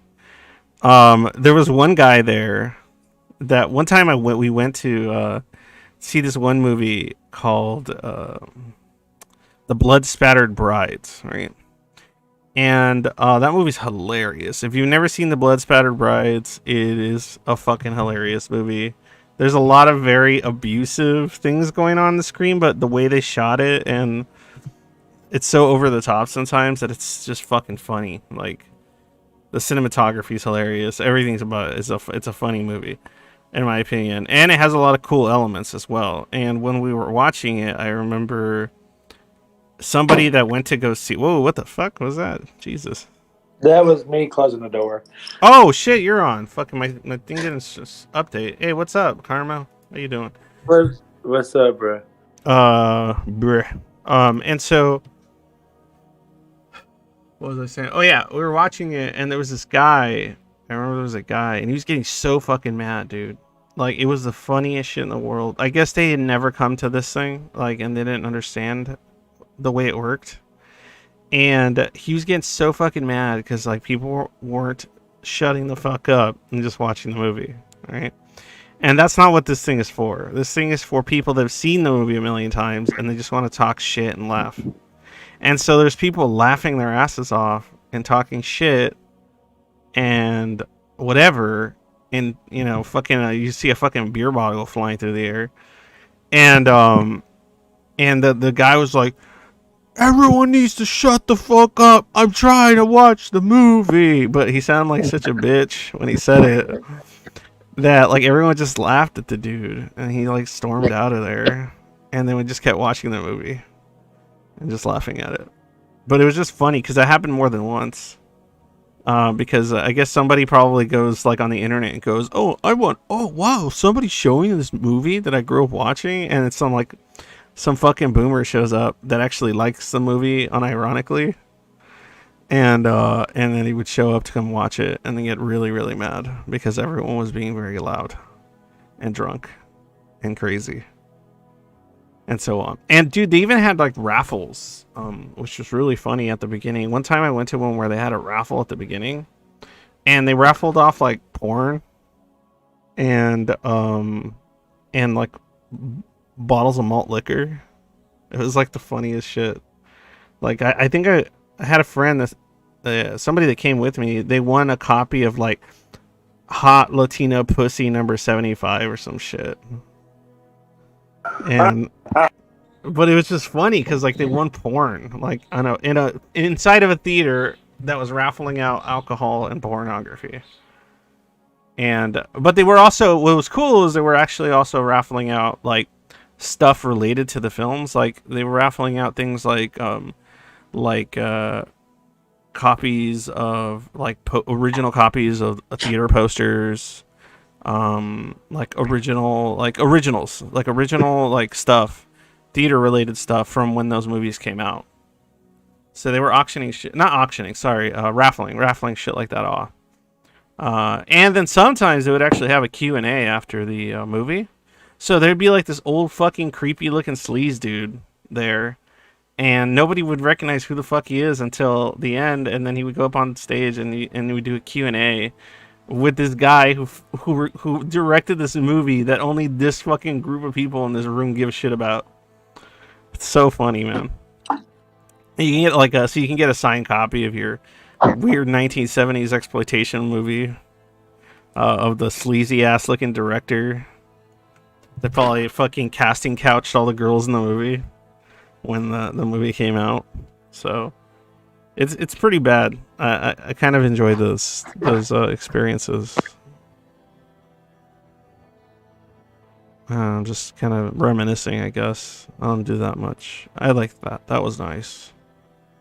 Yeah, like there used to be a group around where I lived where it was stuff like that, but they would actually go out and hunt down like the original theatrical prints for things. Yeah, no, they would do that too. Yeah. So it was all shitty looking. Yeah, but it's like I got to see like some fun ass movies that you couldn't ever really see at that time, like Buggeroo Banzai or like Time Bandits. Hell yeah, that's good shit. Just some crazy stuff that it's like this hasn't been in theaters for 30 years. Yeah, like watching fucking shit like Brazil and stuff. Yeah, it's so cool. Like I remember I got to, one of the coolest ones I got to watch there was a Cannibal Holocaust early print. So that was fucking awesome. Saw Cannibal Holocaust, saw Basket Case, which is fucking great. Yeah, man, if you want to watch movies that just make no fucking sense, and don't give a shit about like what film trends are about, watch fucking 1970s, 1980s, 1960s horror and like sex-fueled crazy action genre shit, or blaxploitation films. Because the thing is, man, the movies that were coming out during that time, they just didn't have a formula. And if they did, it was some weird like formula that the guy who created the genre came up with or something, and then other people started copying that weird ass genre. But there was a lot of movies coming out during that period that were kind of, I don't know, man. Like I feel like they were disconnected from any kind of particular trend or paradigm. Like because a lot of these movies were considered like avant-garde or just despicable, degenerate films, even during the time period they were made, and still to this day. Like they're not, a lot of these movies aren't movies that are considered masterpieces even by today's standards. They're considered like schlock, shit, fucking the equivalent of a what would you call it? Of pulp magazines prior to the movie era, the film era. If we want to talk pulp magazines and pulp fiction, it's essentially that. It's that kind of shit. And that's why I like Pulp Fiction too. Not the movie. The movie's okay, but in the actual stuff, and certain types of radio teledramas and shit, because a lot of these things weren't considered by the public of that time period to be good things. They were considered things that were either just, that's not what a classy person watches or participates in. And I feel like Is it just me, E-Man? But doesn't it feel, or Karma, whoever wants to chime in on this, doesn't it feel like that stuff is kind of gone? Because it's gotten to the point where certain type, like there's edgy, there's like acceptable edgy, and there's not. It feels like you can't be. I don't know how to explain it. I almost feel like. Oh, go ahead. Yeah. So the big problem is, like back in the 80s and early 90s, there were several production companies, like just so many of them out there. Yeah, you had a million traumas. Yeah, and over time, they either went bankrupt and their stuff got sold off to just warehouses. Yeah. Or they got bought up by bigger studios. That's why, like, half the content coming out now is owned by Disney. And that's why it's so much of it is shit. Even because the horror genre is where it's at right now, and that's why I really appreciate one stream. Dude, if I could sponsor anything on here, streaming wise, I would sponsor fucking Shudder. I love fucking Shudder. I don't know if you guys use Shudder or whatever, but it's like a streaming service where it's nothing but these types of movies. And they have all kinds of fucking weird shit that I can never get a hold of on. And if I can find a DVD copy of that cost me up the ass. So they got all kinds of really good 70s shit and things like that. If you want to watch weird fucking movies, Shudder for sure. But give me money, you fucks. I'll promote you. But I feel like the edge is gone. Like, cause even the edgy stuff that's like smaller studio, smaller production company stuff that comes out today, it doesn't have quite the same impact as whatever it is that they were doing. I mean, like, there's very few modern films that I've seen they kind of have that sort of impact. Like, there was one I saw about a guy who takes a shit that's alive and it's demonic, and it talks to him. And it's actually kind of adorable. It's like an adorable little asshole demon or something. I can't remember what it was called, but something like that. That's cool. Like, was it Rubber? Was a weird movie, but whatever. Some people hate it, some people don't. I don't see a lot of that stuff anymore, man. Like, it feels like the shock and awe era is over. It's so depressing. I don't know how to describe it. Like, I haven't seen a modern film that comes out in theaters that has surprised me in like years. Somebody's saying Shudder is not available in my country. Sorry, Game Ben. Or is maybe edginess moved away from cinema and towards the internet? Yeah, I think so too. Because if you but it's not even about edginess. Like, it's not even. I'm not even just talking like, oh, edgy, just edgy. Just experimental stuff, or getting into like abstract and really weird, surreal sort of filmmaking styles and experimentation and stuff like that. Like, it feels like everything got so fucking formulaic and boring when it comes to movies. That like I have a better time just watching films from the 70s and the 80s. Because they seem to have a bunch of strange shit that like you just don't see anymore. And then when they try to replicate it in modern films, it always feels really forced. And it doesn't quite capture whatever the fuck it is it was trying to do back then. But there are exceptions for sure. There are definitely exceptions, especially if you're talking the internet, man. There's plenty of good shit on the internet that you have to kind of dig around for. That is pretty fucking cool. Especially if you're talking like ARGs and other weird kind of reality bending style internet fiction and shit like that. Oh my god, pretty soon I'm gonna start doing a fucking stream on creepypastas. What a fucking loser.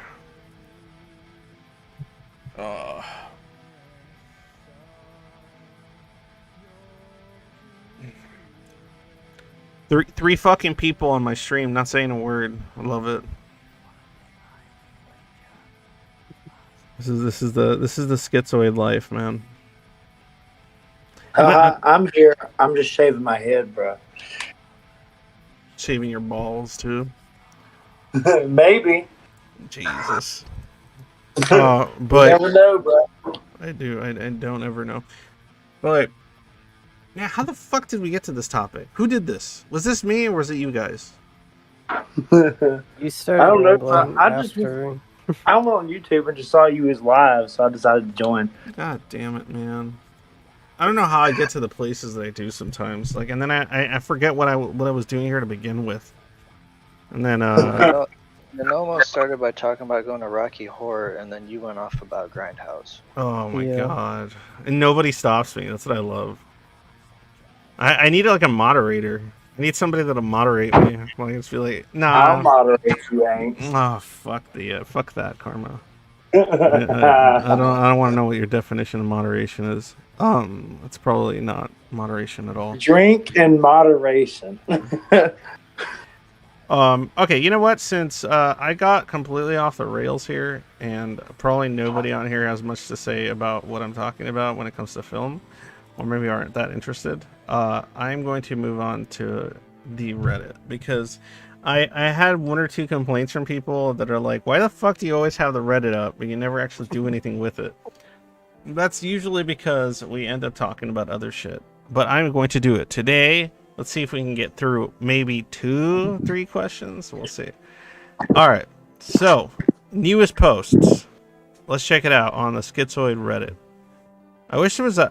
Maybe there would be a different... never mind. Okay. How often do you go through an existential crisis? 3 hours ago. Let's see what... That's it? That's just a question? That's fucking boring. Okay. Your hair looks like a dog tail, Karma. Looks like a what? A dog tail. Ah, Oh! Hey! There you are! thanks. Yeah, well, great. Please don't show us anything going on lower the camera, because it doesn't look like you're wearing clothes. Alright. I'm wearing shorts, just no shirt. Because it's only like 110 fucking degrees here in Alabama. You know. So. Jesus Gee, Christ. how are you existing? It's so hot. Fuck that, man. I can't even do 90. Oh my god. Y'all are wimps. Yeah, wimps. My god. Again, it's so funny, because I want to believe that Karma's wearing clothes, but I feel like he's not. I mean, I can give you a... No, please don't. whole Please rundown. don't. No. Don't. Please. God, I wish I gotta start getting more of you guys on camera, just so people could see what kind of fucking horrible freaks and shit that I have on my fucking stream. Well, I mean, I think we know who the biggest freak is that's on this channel. Oh my god. Hey, I worry sometimes that that Karma's gonna get on and just we're just gonna be in for an unexpected OnlyFans presentation. Okay, so let me see here. You wish, Angst. Only in your drink. Jesus. Alright, so let's see here. What is that? I'm curious what it says. Any female AFAB schizoids out there? How's it going? What's AFAB? Signed female at birth. Oh, okay. Okay. I often wish I wasn't a skinny woman and free to roam at night, walking alone without being spotted, harassed. I know it's difficult for men too, but I'm mid-30s and I feel that I stick like a sore thumb between families. When I walk outside, females are with another person most of the time. Men, not so much. I don't drive. I feel locked inside my house. I hate it when it's crowded. Not really allowed to roam when it's not. I was wondering if anyone can relate. I just avoid so much. So how much of this, what do you guys think? Like, how much is this paranoia, and how much of it is legitimate, like, safety concern? Like, Well, I'm technically the best here to, I guess, give my thought on this. Because I get paranoid like that, but also it's like an innate safety issue you have. Or not that you have, but you think of if you're going to go out by yourself. It's just like a possibility. well, I mean, isn't anything like? I mean, that's what I'm wondering. Like, how? I mean, no matter what you do, there's always a possibility that you're gonna be in danger. whether you're sitting at home or going out into town, whatever. There's always some kind of safety concern. And to that, I just say carry a firearm. That's all I can say. Yeah, I mean, you're well, female. that's easy to say in Alabama. You're Yeah. female, you're weak. I mean, I was born with both sex organs, so I kind of know both sides of everything. But Wait, you're intersex? yeah, I used to be. Oh, okay. I had to have surgery because when I was 18 because I had cancer. Oh, okay, So, gotcha.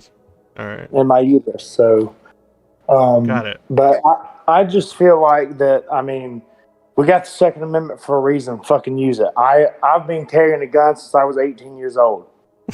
So we all feel so much safer knowing that Karma is carrying a gun. That's so. Look, I don't give a fuck. Like, you come at me with some type of way trying to hurt me, I'm going to shoot first and ask questions later. Like, fuck you. I don't give a fuck. You ain't going to put your hands on me, motherfucker. Unless you wanted him to, right? Yes, unless I want him to, and then he better be choking me and I'm going to call him daddy, but that's not the point. Oh my god. Oh no. Okay, so let's move on to a different question. Let's see here. I think this should be. Wait, I think this should be the theme song for the sub. What is this? You gotta have theme songs. Oh. Somebody posted a link to the Power Rangers SPD opening. No. They're saying that should be the official song for Schizoids. Oh my god. No. Power Rangers SPD. Let me, oh, that's amazing, dude. If we have an official theme song, it should be the Imperial March. Oh my god. No, dude. Power Rangers SPD. It's literally in the fucking name. It should be that. I mean, I don't know. Oh my god, it even says it. Power Rangers SPD. Get your bag squad here. Oh my god, dude. That's good. That's really good. I forgot this existed. Okay, so now I know something I can work into a video in the future for sure. Because the thing I always laugh at is that old anime called Zoids. That's kind of how I came up with the name and that people commonly use now. Is Zoids, at least in our little circle. It was from that show Zoids. And I just figure, man, that's perfect. Zoids. I think on my my PayPal or something, I have a Zoids picture from the anime in the background. If only it were that easy. That's funny. I just think it's funny that there's an SPD related thing in both Zoids, which has mechanical animals, and now Power Rangers SPD, which also involves mechanical animals that you ride in. Maybe that's what we were alive to do, guys. Maybe our ultimate goal is to manufacture and create giant mechanical animals that we ride in. What do you think? Maybe our ultimate goal is to like sell nudes for $1 a piece. 10 for 10, y'all. Hit me up. That's just your goal. That's God damn it. No, don't sell that here. But my point is I think we need to start working toward a better future that has mechanical robots shaped like various animals that we can ride in. Absolutely not. Have you I want to, shut up, Karma. I want to do that. Nemomo, if you had a giant mechanical robot mech that represented you, what would that giant animal mechanical robot SPD robot be? What would be your Zord? Your Zoid Zord. Zoid Zord? Yeah, your Zoid Zord. What would it be?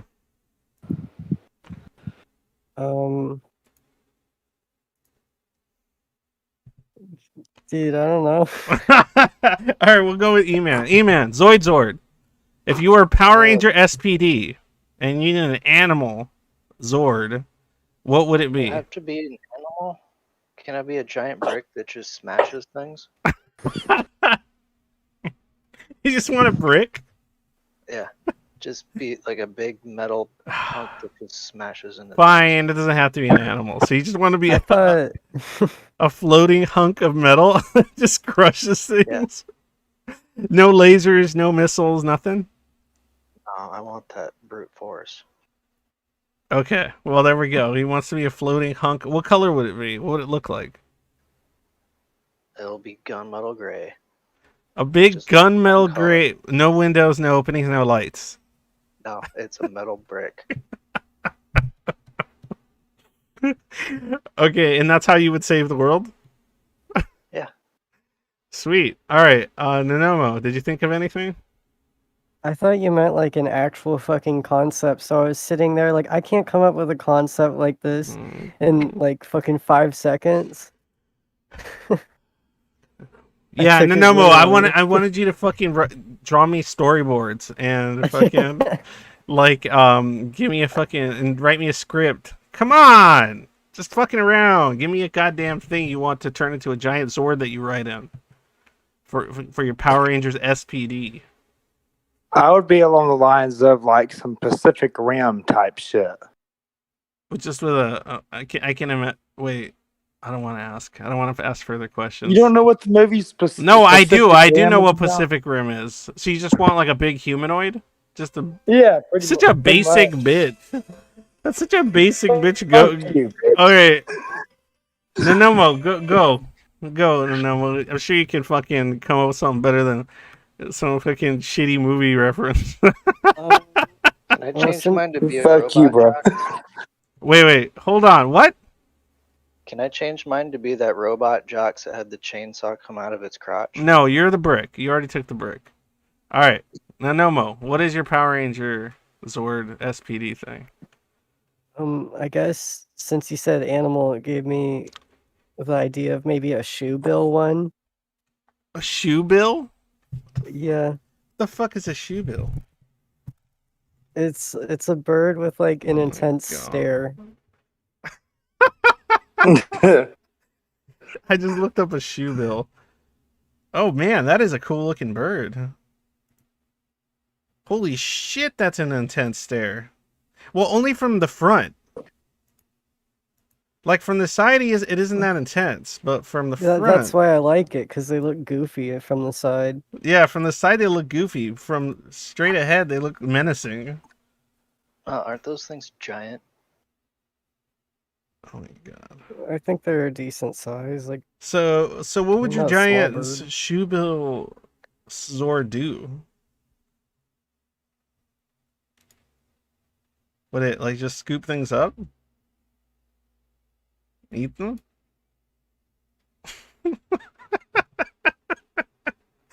No one doesn't say shit. Oh my god, dude. He's getting the storyboards out. Look, he's getting all the fucking. He's getting his notepad out, starting to draw shoe bills Zords to give me elaborate detail. Oh my god. I'm not asking you to world build here. Jesus I'm not. Christ. I'm trying to think of like a fucking joke thing. I don't know. I guess A they just joke fucking, thing? they just stand there. I don't know, dude. I mean, you could shoot lasers out of your fucking stare or something, or Okay, you can yeah. do something like that, or maybe freeze time or something. God, you never did this shit as a kid? Just come up with superpowers? Is this I something want foreign? I want to have Mecha Godzilla.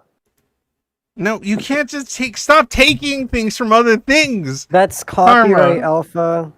Or karma. Karma. Shit. I just mixed. Oh, Oh, Alpha he said and the wrong karma into fucking one thing. person. Oh, dang. Alpha's gonna be pissed. Listen, they both have weird fetishes, so they kind of merge into one being. I didn't know that. He does? Oh, yeah, his feet. That's right. He wants my feet. I forgot how much he wants my feet. The feet pics. He should get my feet. My feet are totally better. No, God, nobody wants your feet, Karma. Well, damn that's it. not what a lot of men say. God damn it. You have to make everything weird all the time. All right, so... Fuck. That's literally my job, comic relief. Yeah, comic relief. Uncomfortable silence relief. Here, hold on. God damn it, Karma. Jesus Christ. Look at me. I'm over You here. need to work on your mask. Look at me. I'm over here doing my nails while on a live stream, making everybody laugh at the same time. Yeah, I think you're just making yourself laugh, but I'll respect that. Christ. All right, so if I were to choose a hey Skugin, showed up a little late this time around, huh? Where the fuck is my analytics shit? There's. I'm trying to think of. Oh no, it's all gone. It doesn't matter. If I were to decide on if it would have to be an animal, it'd have to be a honey badger. I fucking love honey badgers. Honey badgers are fucking amazing. But if it didn't have to be that in particular, I'm trying to think. Probably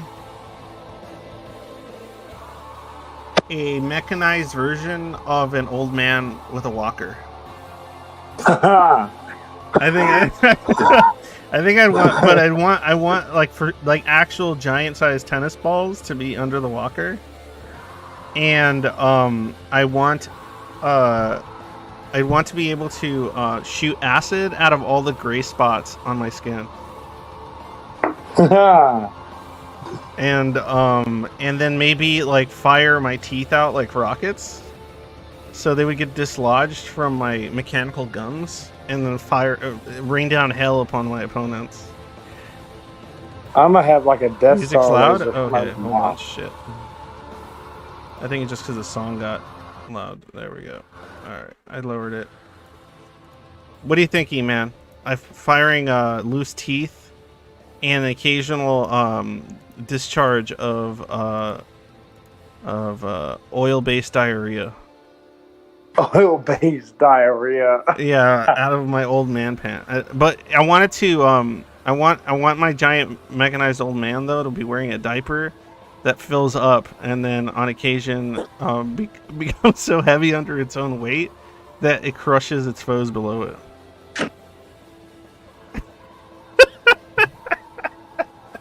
Is that prophetic? What do you mean? Is that what you want to do with your life? I think you're reading a little bit too much into what I want to do with my life. Oh no, we're not.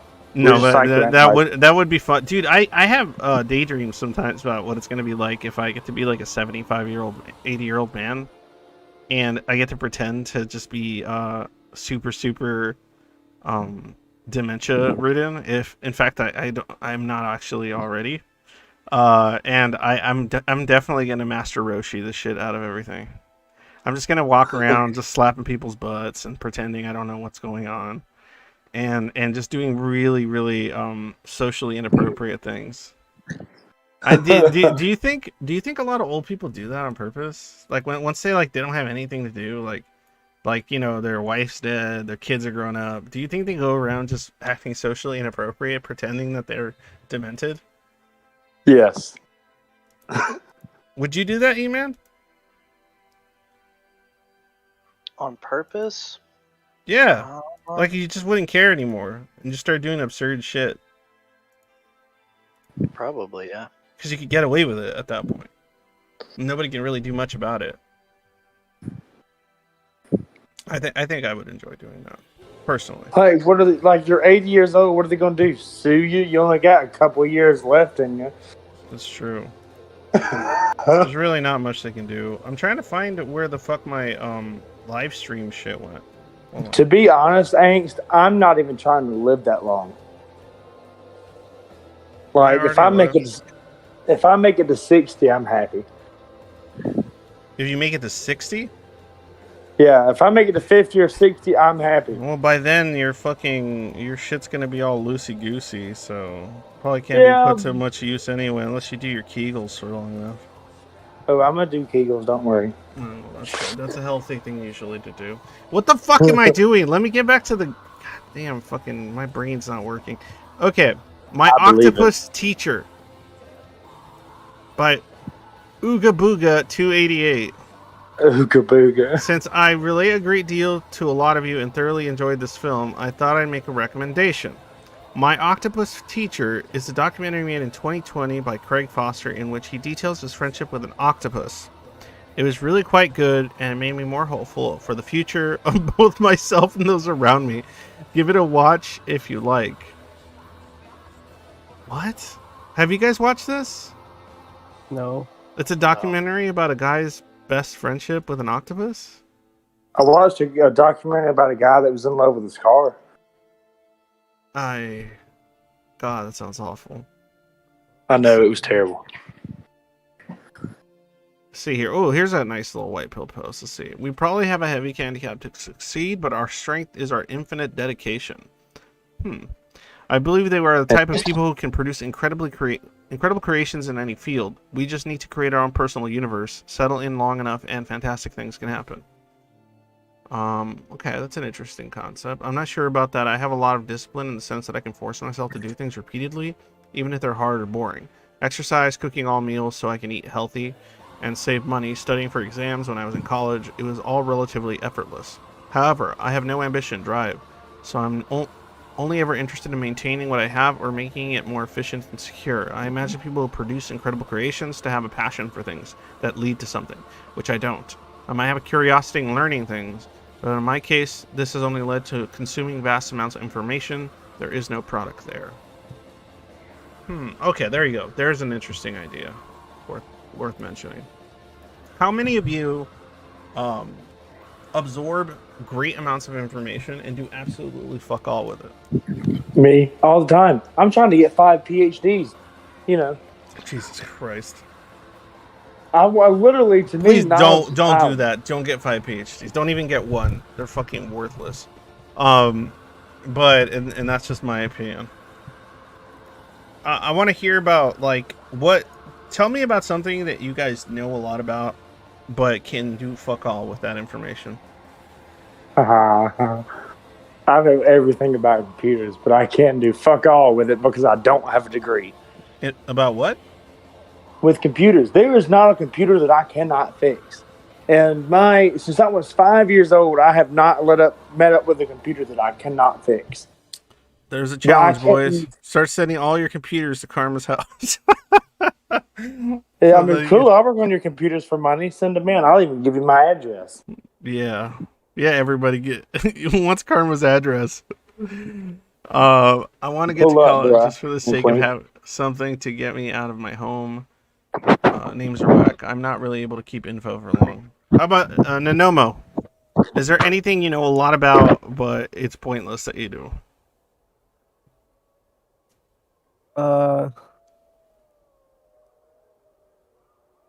Myself. That was great. Oh man, he's not even joking. That's the best part. Damn, dude, that's some heavy shit. That's kind of true for all of us, I think. That would be potato all the way. Oh man. God damn it, Nemomo. Anyway.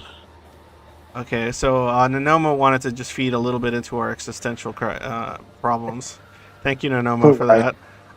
E-Man, is there anything that you're particularly knowledgeable in that you can do fuck all with? I listen and read a lot about esoteric and occult stuff that is 100% useless. And why is it useless? Is it because you're not opening up a shop?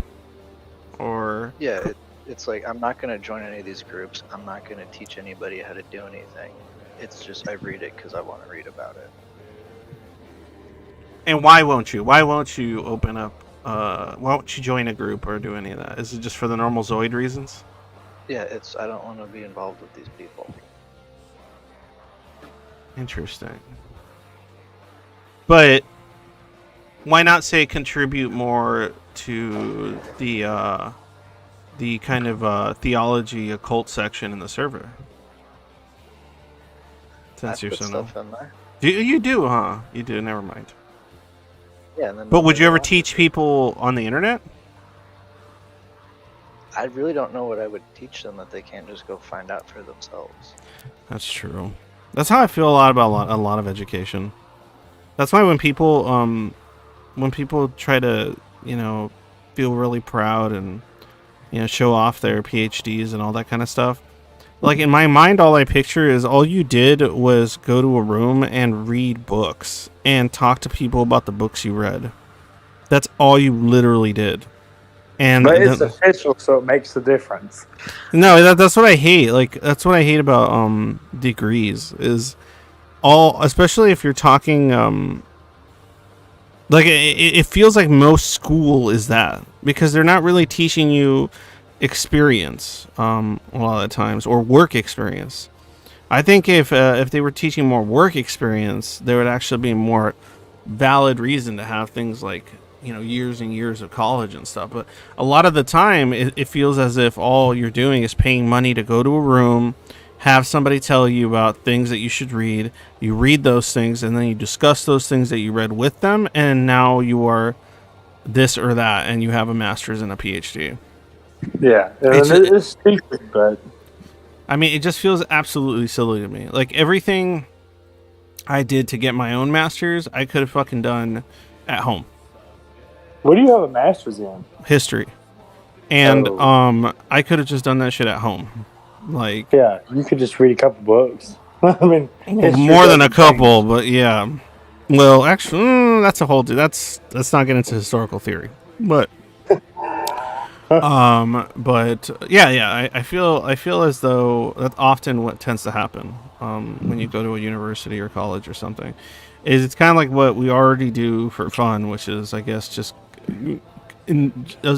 consume vast amounts of information that we don't really do much with, and but instead you got to tack on like a bunch of debt on top of that, so you're paying a ton of money just to I don't understand. I can't find the argument for it because like I don't give a fuck about the social experience.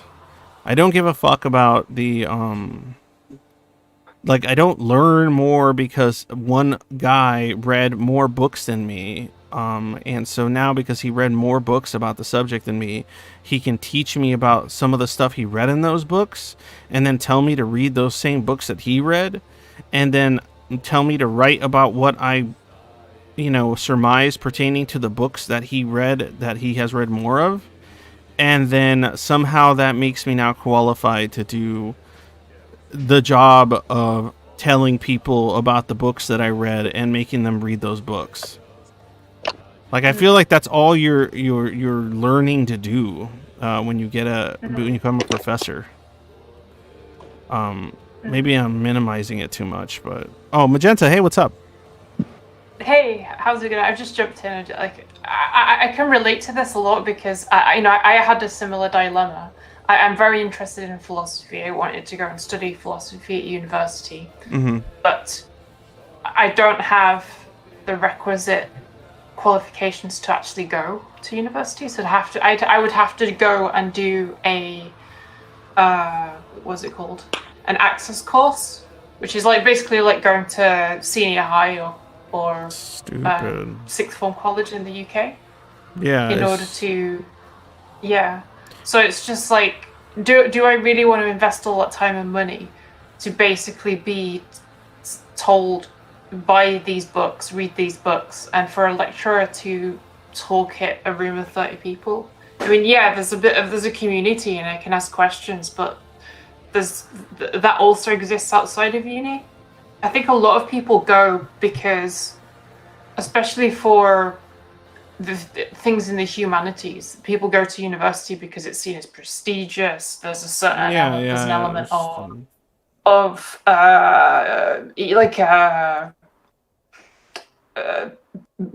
you know, you can say, oh, I've got a philosophy, I've got a degree in philosophy, you know, and you can just wag it, you can throw it, you can show it off to people, as you say. Yeah, I mean, and it's just it's baffling to me though, because I mean, also as a Zoid, it makes it more so because like somebody just mentioned, JD said I don't know, I think other people are getting that out of their experience. He put like social experience is part of the work experience, in my opinion. How are you going to physically communicate what you learned without those skills? Yeah, but you could still do that stuff if you chose to. You could still do that stuff outside of the realm of paying, you know, thousands and thousands of dollars and wasting a ton of gas and time and effort. Like it's kind of funny because like I feel like the only valid argument I can think of for going to a university and getting a degree is because of the practical aspect, because of the negative reinforcement that comes with not having those things. Like that's literally all that the only realistic motivator I can think of. It's not, oh, it's good to go to university because of the experience, because you'll learn, because like I think that stuff is outweighed by the negative reinforcement of not going. Like I think that knowing that if you don't do this thing and don't purchase this thing, then it won't matter how much you learn. It won't matter how competent you are, how much you learn. None of these things will matter if you don't pay up and go spend the time and do the things. Because there can be realistically ways to prove that somebody's competent in a field or can have a discussion. Like if say you're somebody that's very, very knowledgeable in a particular period in history, right? And somebody says, oh, I want to teach this particular time. All you have to do as a person that's already there, all you have to do is have a conversation with them for the next 3 hours. And then you'll know within those 3 hours, this person knows what they're talking about, or this person's full of shit. Or they have done enough work in reading or experience or no. Like you'll know so much in having just a 3-hour conversation with somebody in your specialized field. And then But therein lies the problem, because no employer is ever gonna do that with you. I mean, that's the only way you would ever get like the most competent employees and the most competent people working for you. But they don't believe that. They think that if you have that PhD or that degree, then you know more than somebody else that don't have. Oh my god, it's just so awful. Magenta, you were gonna say something? I think a degree is a certification, right? It's saying this person has passed this standard, and I think it only really matters in fields like surgery and like and STEM, medicine. probably STEM stuff. Yeah. Like where it's absolutely critical, where you need proof that someone meets this. But that's what. That's what's a funny. But that's what's funny is I think there's a lot of redundancies in education.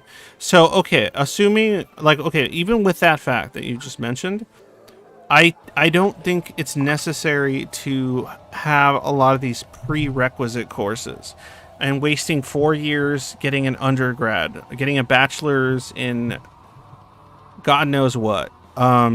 Because I feel like the best way to handle this would be like, okay, people that want to be this or that, study, practice. Then once you're mentally ready, once you've read everything, here's the grand tests that you have to take. I don't care about what courses you took or whatever. None of that matters. Did you read the books? Did you make the efforts? Take these tests. Okay, now that you can prove that you are mentally prepared for the excursion or adventure into the practice world, now go to medical school. Now go to law school. Like I feel like the initial 4 years. No, like 6 years. I feel like the initial 6 to 7 years of university time is just a fucking waste of time. It's a huge waste of time. Yeah. And it's only like those last 4 years that really fucking matter. Like if you're talking about something like a PhD or a doctor or something.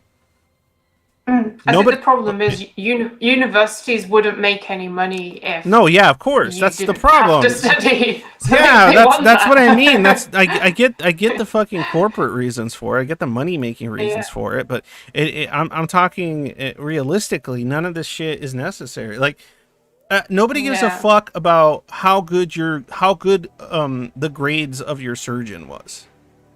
Like nobody gives a fuck about that because all you're gonna give a fuck about as far as like having a new surgeon or a new doctor is how well did they do in during their what do you call it, during their Residency. residency.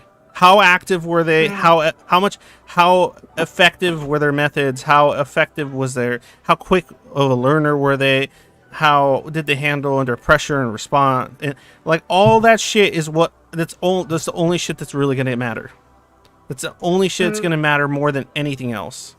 When it comes to a lot of fields, is how well can you do the job? No amount of textbook knowledge is going to necessarily make you better at the job. You can have like this guy who knows everything about medical history and medical knowledge and the human body and blah, blah, blah. And he could be the worst fucking doctor or the worst fucking surgeon. Like, what's more important for a surgeon? How much textbook knowledge he has, or does the guy have steady hands? Steady hands all the way. Yeah, that's what I'm saying. Like, steady hands, your motor skills, essentially, are more important as a surgeon than your textbook knowledge. Yes. As long as you can get in, do what you need to do and get out without killing the person, I think you're good to go. I mean, that's far more important than the amount of books they read and how good their grades were and what school they went to. Well, well, I kind of I know you're joking a little bit and half being serious. Yeah, I know. Yeah. Like, I think in principle, someone should be able to do, like, I think written exams should be free for anyone to enter. Like, if you feel that you can pass the exam, you should be able to do the exam. Like, you shouldn't have to be forced to pay loads of money to a university to teach you shit that you might already know, or is irrelevant to becoming that particular profession. Yeah, and then in regards to like medicine, you should still have to do a placement as a student to prove that you have. No, I'm not saying you don't prove the medical knowledge. You have to prove your medical knowledge. Like, that makes sense. All I'm saying is that the priorities are different, depending on the profession. Yeah. I was half joking, but in a sense, realistically, steady hands on a surgeon are more important priority-wise than their textbook knowledge. Of course. I mean, that's just realistic. Like, that's just not like you can give me a fucking savant of textbook knowledge and then offer me, hey, you want this guy right here that knows everything but he's got the shakiest fucking hands ever, or do you want this guy who doesn't know shit? Like, you want this guy who has the steadiest hands on earth and he just has to follow the instructions of somebody that like or read out or give him like a 10-step instruction on how to fix your organ. Like, and just get a competent person that follows steps. I think I would just go with that guy. Like, then Mr. Shaky, super smart guy. Like, it's not gonna work out. I don't care. What is that gonna do? So, but obviously I'm making a ridiculous and absurd comparison. But I agree. It's kind of funny though. It is funny because it's kind of a truism in a sense. Like, it's not. There are certain things that don't necessarily have to do with intellect and capability of learning that are many times a priority over all those things. Like for example, a lawyer, right? What do you want? Do you want a lawyer that's just so intelligent and knows all the laws and knows all the things, right? Like, okay, that stuff is incredibly useful, right? But what's more important than that? Charisma. Right? Like, charisma and likability is more important than all the textbook law knowledge imaginable. Because if people... Huh? The art of bullshit. The art of bullshit. Yeah, it's so much more important than knowing every law in your nation, because you could always look it up in a book. You could always use the computer, right? Especially in this day and age. Charisma cannot be Google searched. All right, so being competent, charismatic, and persuasive are more important than any amount of study you did in law school. So and it sucks, but it's true. And so so I think sometimes you have to look at the realistic aspects of a situation and test the knowledge of people and then allow them to practice. And if you have to charge for that practice, then that's reasonable, because obviously it costs money. But charging people to go to a fucking classroom and be told to read books and listen to some person tell you about the books they read is fucking dumb. I can't, I'm not happy with it. I'm not happy with it. Maybe if it was less expensive, maybe. Or if it wasn't, like, I'm not saying there shouldn't be courses, right? There shouldn't be teachers. No. That stuff should exist, but it should be, I don't feel like it should be, what's it called? Obligational. Like, I don't feel like it should be something necessary or intrinsic to becoming that thing. Like, you could still offer the service of having classes that teach about certain subjects if people need that. You get me? If people need that or that helps them learn, then yes. If they want to pay up to learn in that method, then that's up to them. That's a service that's being provided. And that if people have the money to take those courses in order to feel as if they're more prepared or they would do a better job like that than just, say, investing that same money into purchasing books and reading them instead, then okay. But to have them do both every time, buy all the fucking books and pay for the classes is inefficient and unnecessary. That is my thought on that. Like, I think testing, oral testing, as well as, written tests, and are good enough measurement and indicator of somebody's competency. Oral test is far superior than written test. In a lot of respects, absolutely. Because the difference there is, like, when it comes to law, like I said, is that right there. You're testing not just only for knowledge, you're testing for ability to convey that knowledge. You're testing for ability to handle pressure, and things like that. All of which are incredibly important to many professions. I have always been able to test better orally than written. A written test, I'm not I'll surprised. fuck up all day long. Not surprised. But oral test, I'm on point every time. I mean, here's the thing, though. It's like the whole model of universities is incredibly outdated. Yes. It's still set up for when universities used to be strictly limited to, like, the intelligentsia, where, like, you would go to university to study classics, Yeah. I mean, we still have the hangover of PhD. What's PhD? Doctor of Philosophy, right? It's like, it's stemmed around having, like, original ideas about a subject. So I don't, and even an undergraduate degree funnels into that. It's not set up for how can we get people skilled so that they can make a living in society. Yeah, exactly. Like, how come? Yeah. No, go ahead. Sorry. And we're not. I think what we need to be doing is looking at, like, okay, what professions do we need in society? Like, do we need more nurses or do we need more teachers? And then we should create more degree opportunities that have a job at the end of it and are more practical orientated, where it's like we're trying to make train people to be teachers and be doctors, not to, like, get people a degree, No, yeah, it's like absolutely.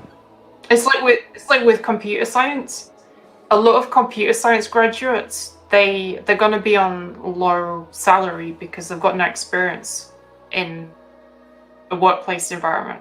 Like, it doesn't having a CS degree doesn't translate to your ability to do software engineering for a company.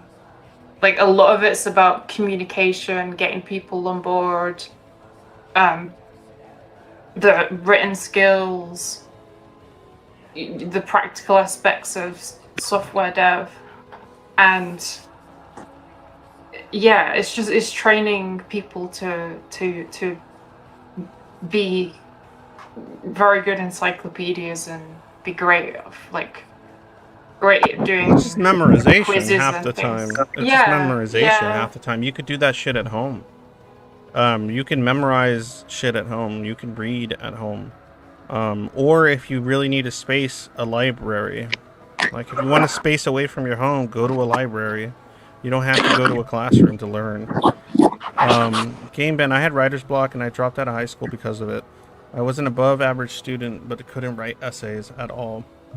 Yeah, there you go. If you want to be a writer, you should read a lot of, like, okay, this is the thing. Like, okay, you want to be a writer. Okay, let's just say you want to write fiction, right? Okay, you shouldn't have to go to fucking years and years of school for that. You want to be a writer? Okay, good. Read a lot of fiction. Learn about the fiction. Read a lot of important authors. Do a little research on authors that are considered to be of great value to the way writing developed. Read a little bit of theory on writing and narrative building and everything else. Then maybe practice writing and copying other people's styles of writing in order to help you develop your own. Okay. Then after that, move forward into, and eventually when you want to take the courses in which practice is involved, then that's when you start doing stuff like publishing yourself in small journals, self-publishing on the internet, especially now, it's so easy. Sharing yourself in that sense, and then going from there. Like, you can become a way fucking better writer than doing those steps than you ever could going to 8 years of university. It's Right. I have wrote 58 chapter books that are 450 pages long. What the They're fuck? fantastic. You know? Are you serious? And That's I went fucking to crazy, college man. with a degree. What the What? fuck? 450 page chapter books? Yes, like I literally Would you printed it out. self-publish it? I printed it out full page back and front, 450 pages. What the fuck? No, but did you ever put it like on Amazon or self-publish or anything digitally? No, I did not. I mean, I'm Well, like, why I'm the like, fuck are dude, you I'm like, wasting your time writing a bunch of shit and not doing anything with it? well, I just never thought that it. I mean, it was kind of Well, and what if it's I- complete? What if it's complete dog shit? And you don't even know. Just nobody's seen it. Well, I have sent it to some people, and they think it's great. Yeah. Well, then you should put it if you think it's good enough. If any of this is good enough to put out there, put it out there. Get that constructive Yeah. criticism. Show some zoids what you wrote, and they're gonna tell you if it's shit or not, or if there's any kind of good what's the word, concepts or you know, whatever, blah blah blah. You could do Audible, Amazon podcasts. Yeah, I know. That's what I've been working on. I've been trying to figure out how to turn this into like a more expansive thing, or maybe the streams go up on different places. I gotta be on Twitch. This can be kind of a podcast of sorts. It's really chaotic though. It tends to be. Do you want to be the person that reads the No. book for me in No. my audiobook? No, I don't. No, I fucking do not. Your voice is perfect. No, for I it, am not though. reading your shit, Karma. You put it out there into the world, and if the world decides that it's not shit, then maybe I'll check it out. But I am not gonna take. I have enough limited time as it is to start reading some fucking random zoids. What do you call it? Manuscripts and fucking insane ramblings. Like I'm good, man. Thanks, though. I appreciate it. What about you, Majensi? You want to read all of Karma's insane writing? It's actually a whole story, bro. It's not like a manifesto. Oh, sure, bud. Sure. A story that only makes sense to you. No, it'll make sense if you read the book. Okay, well then publish it somehow. Self-publish. put a digital copy out there of your first book in your grand epic saga. Oh, I can't put the first one out there. The Oh first my one. god. Okay, then whatever. Put out the ones that aren't erotica. For the love of God. That's Are they? all Oh, of them. Jesus Christ. How did I fucking know? Great. Thank you, Karma. You write a bunch of fucking fan fiction. Thank you for contributing. Anyway. It's really long fan fiction. Oh my in my defense. god. Oh my god. He's going to tell me about his OCs and fucking... Karma, how close are we to you telling us that you're a furry? I'm not a furry, but I do like furries. So. Okay. That's fine. I don't have a problem with furries. It's just funny to me, man, because like 450-page chapter books. Oh my god. I mean, they're not. There are some scenes where it's a little erotic and just straight out sex scenes, but there's not that many. Like my first book I ever wrote, I printed it out and I gave it to my mom. And that was my only copy because my computer crashed. And she never gave it back to me because it had some gay shit in it. And she was like, "You can't have this in your life. Oh my god, you're gonna go to hell." You sound completely unhinged at times, Karma, and I honestly love it. It's interesting. I'm always Magenta. Any thoughts on Karma's future ventures in writing? She's like, fuck this, I'm not talking about this. E-Man, how about you? What would you suggest Karma do with all his erotic books? Hey, publish those all PDFs on Amazon. There you go, do it. Do it. Have you ever read Chuck Tingle? Have you seen the stuff he puts out? Like, you can put anything out. I have not. You can put anything out. Yeah, you should go check out Chuck Tingle. Chuck Tingle. I'm actually gonna look it up right now. Chuck. Oh, yes, man. tell me what that is. Am I gonna get my stream taken down? I would not put that up on the browser, no. Too late. It's funny though. Oh my. What? Yeah, he puts out one of these like one a month. Not pounded by anything while I practice responsible social distancing. Gay T-Rex law firm executive boner. The best one I think is pounded in the butt by my own butt.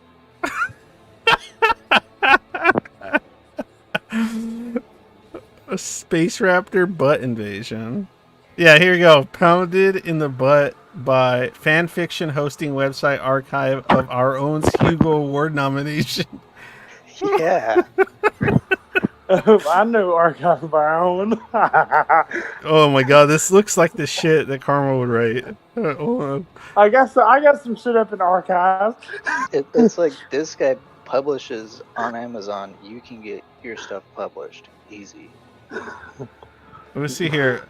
Pounded by the pound. Turned gay by the socioeconomic implications of Britain leaving the European Union. What? What the fuck? These are real? Oh man, I'm sure this is killing Magenta here. This shit's funny, man. Slammed by the substantial amount of press generated by my book, Pounded by the Pound, turned gay by the socioeconomic implications of Britain leaving the European Union. Oh my god, like, it's so meta. Oh, here we go. So Pounded in the butt by my book, Pounded in the butt by my book, Pounded in the butt by my own butt.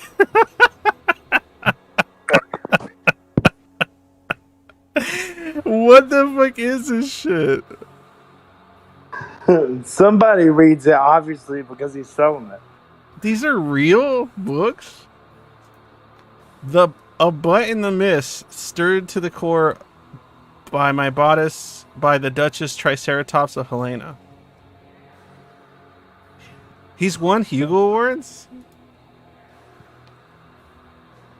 Oh my god, this is awful. What? We're playing Butt Party. Have you tried reading them? Oh god, no. You've never actually read any of these? No. I need to read these. I need to read these. Hey, how about, dude? I could just turn my channel into reading Chuck Tingle books. Dude, I'm down. My handsome sentient face mask protects me despite the ridiculous conspiracy theories that he won't. Also, he pounds my butt. Can I get like a PDF of this? Hold on, this is too amazing, man. I've never heard of it. The Tingle. There's a Chuck Tingle role playing game. Y'all see all that out there? Y'all see that? The Tingleverse, the official Chuck Tingle role playing game. Oh my god. What is this? He has an official site. Okay, this is a Chuck Tingle book. Not pounded by anything while I practice responsible social distancing. I'm gonna read a little bit of this. This is your fault, E-Man. This is your fault. Oh my god, what is Karma doing? So, y'all want to see something? See this? No, oh my god. I don't know if I want to see it. See that yellow stuff out there? Yes, Karma, I see the yellow stuff. What am I looking at? That's the site of an unpaved road. That's how far in the boonies I live. We don't even have roads. Thank you, Karma, for your fascinating contribution. Let me see the random non sequitur that was that right now. Okay, so let's see here. I'm going to read an excerpt from Not Pounded by Anything While I Practice Responsible Social Distancing. So far, my life had a way of staying pretty much the same, regardless of what kind of massive upheaval or political turmoil comes rumbling down my path of history. I've been through plenty of different eras. That's impressive. Hold on, I'm trying to do something at the same time. God damn it, man. There's always something.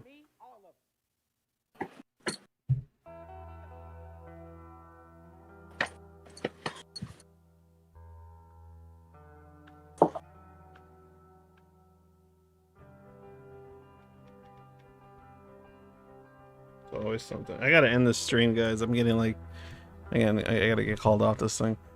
It started as a few news stories here and there and reports coming in of strange and terrifying trotting plague. Honestly, I didn't pay much attention at first. I wasn't even sure what those talking heads on the news meant when they uttered these strange, seemingly disconnected words.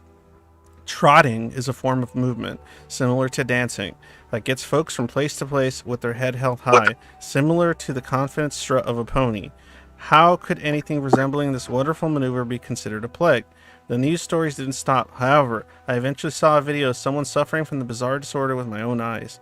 There they were, broadcast across the world in all their playful trotting glory.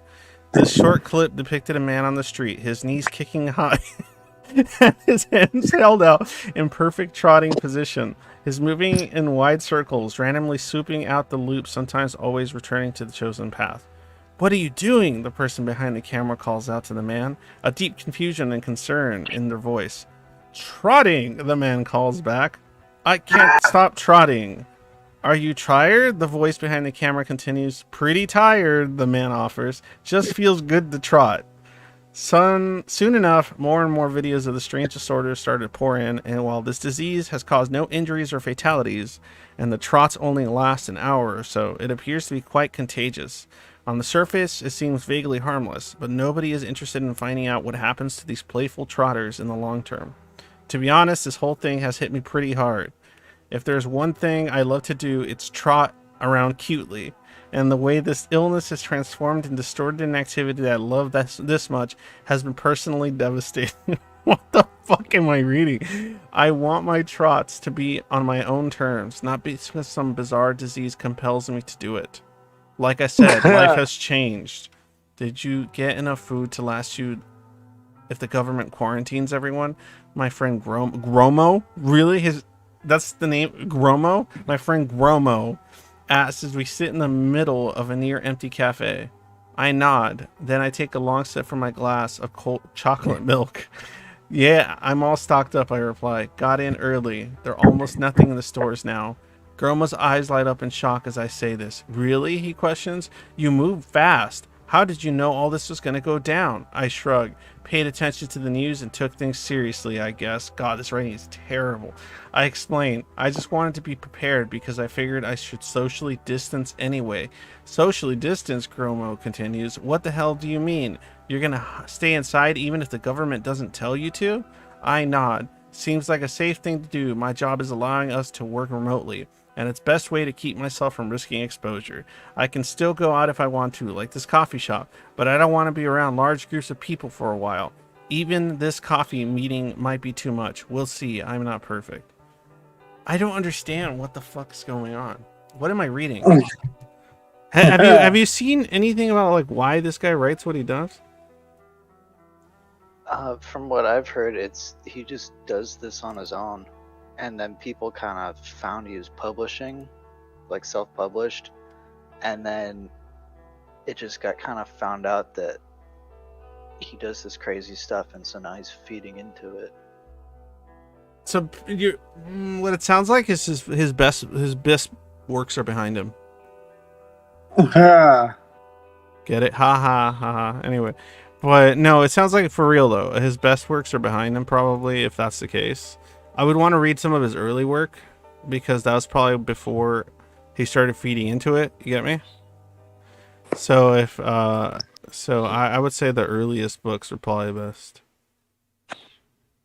Oh man, this one sounds like one I would totally... Actually, I think I might want to read this one live. What do you guys think? Turn gay by the existential dread that I may actually be a character in a Chuck Tingle book.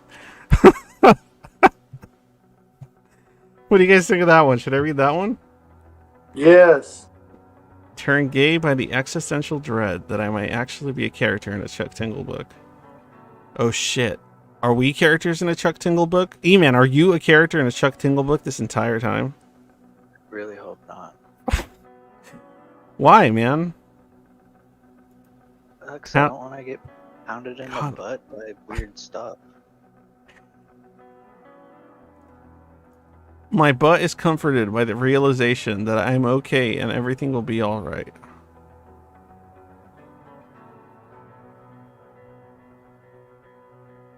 This is like the worst shit. I'm gonna look into this. I'm gonna have a Chuck Tingle stream. Be prepared, folks. I am going to have a Chuck Tingle stream in the near future. Oh, and I gotta turn the stream off, but hold on. Thanks a lot, guys, for joining me and listening. I have no idea if he's a schizoid. I'm gonna look into Chuck Tingle. We're gonna have fun. And maybe next stream I'll do a little research on these books. It sounds amazing. Thank you, E-Man, for that suggestion. But in any case, thanks for joining me and my autistic ramblings. Fellow Zoids, if you like this shit, go ahead and support me on Patreon, PayPal, Bitcoin. I have like a fucking Bitcoin address on there if you don't like any of that other shit. I know you spend all your money on dojins and a bunch of fucking hentai, but and probably streaming services that you don't use. How about you throw it my way instead? So thank you, E-Man, Magenta. Appreciate you showing up. Thank you, Karma. Thank you, Nemomo, for being here earlier. And anybody else that wanted to be on but didn't this time around. Hey, Angst, before you go, I'm going to just let you know that I'm going to send you one of my books in Discord DM. Oh my god, I'm not reading it. I'm not... Okay, but if it's a fucking farce and terrible, I'm going to make fun of it. Just realize that. That's okay, you can. Okay, good. Go ahead, send me one of your books, but I am not a gentle critiquer. Okay. So in any case, thanks a lot, guys, for joining me, and we'll talk about whatever other fucking nonsense we do next time. Peace. Peace.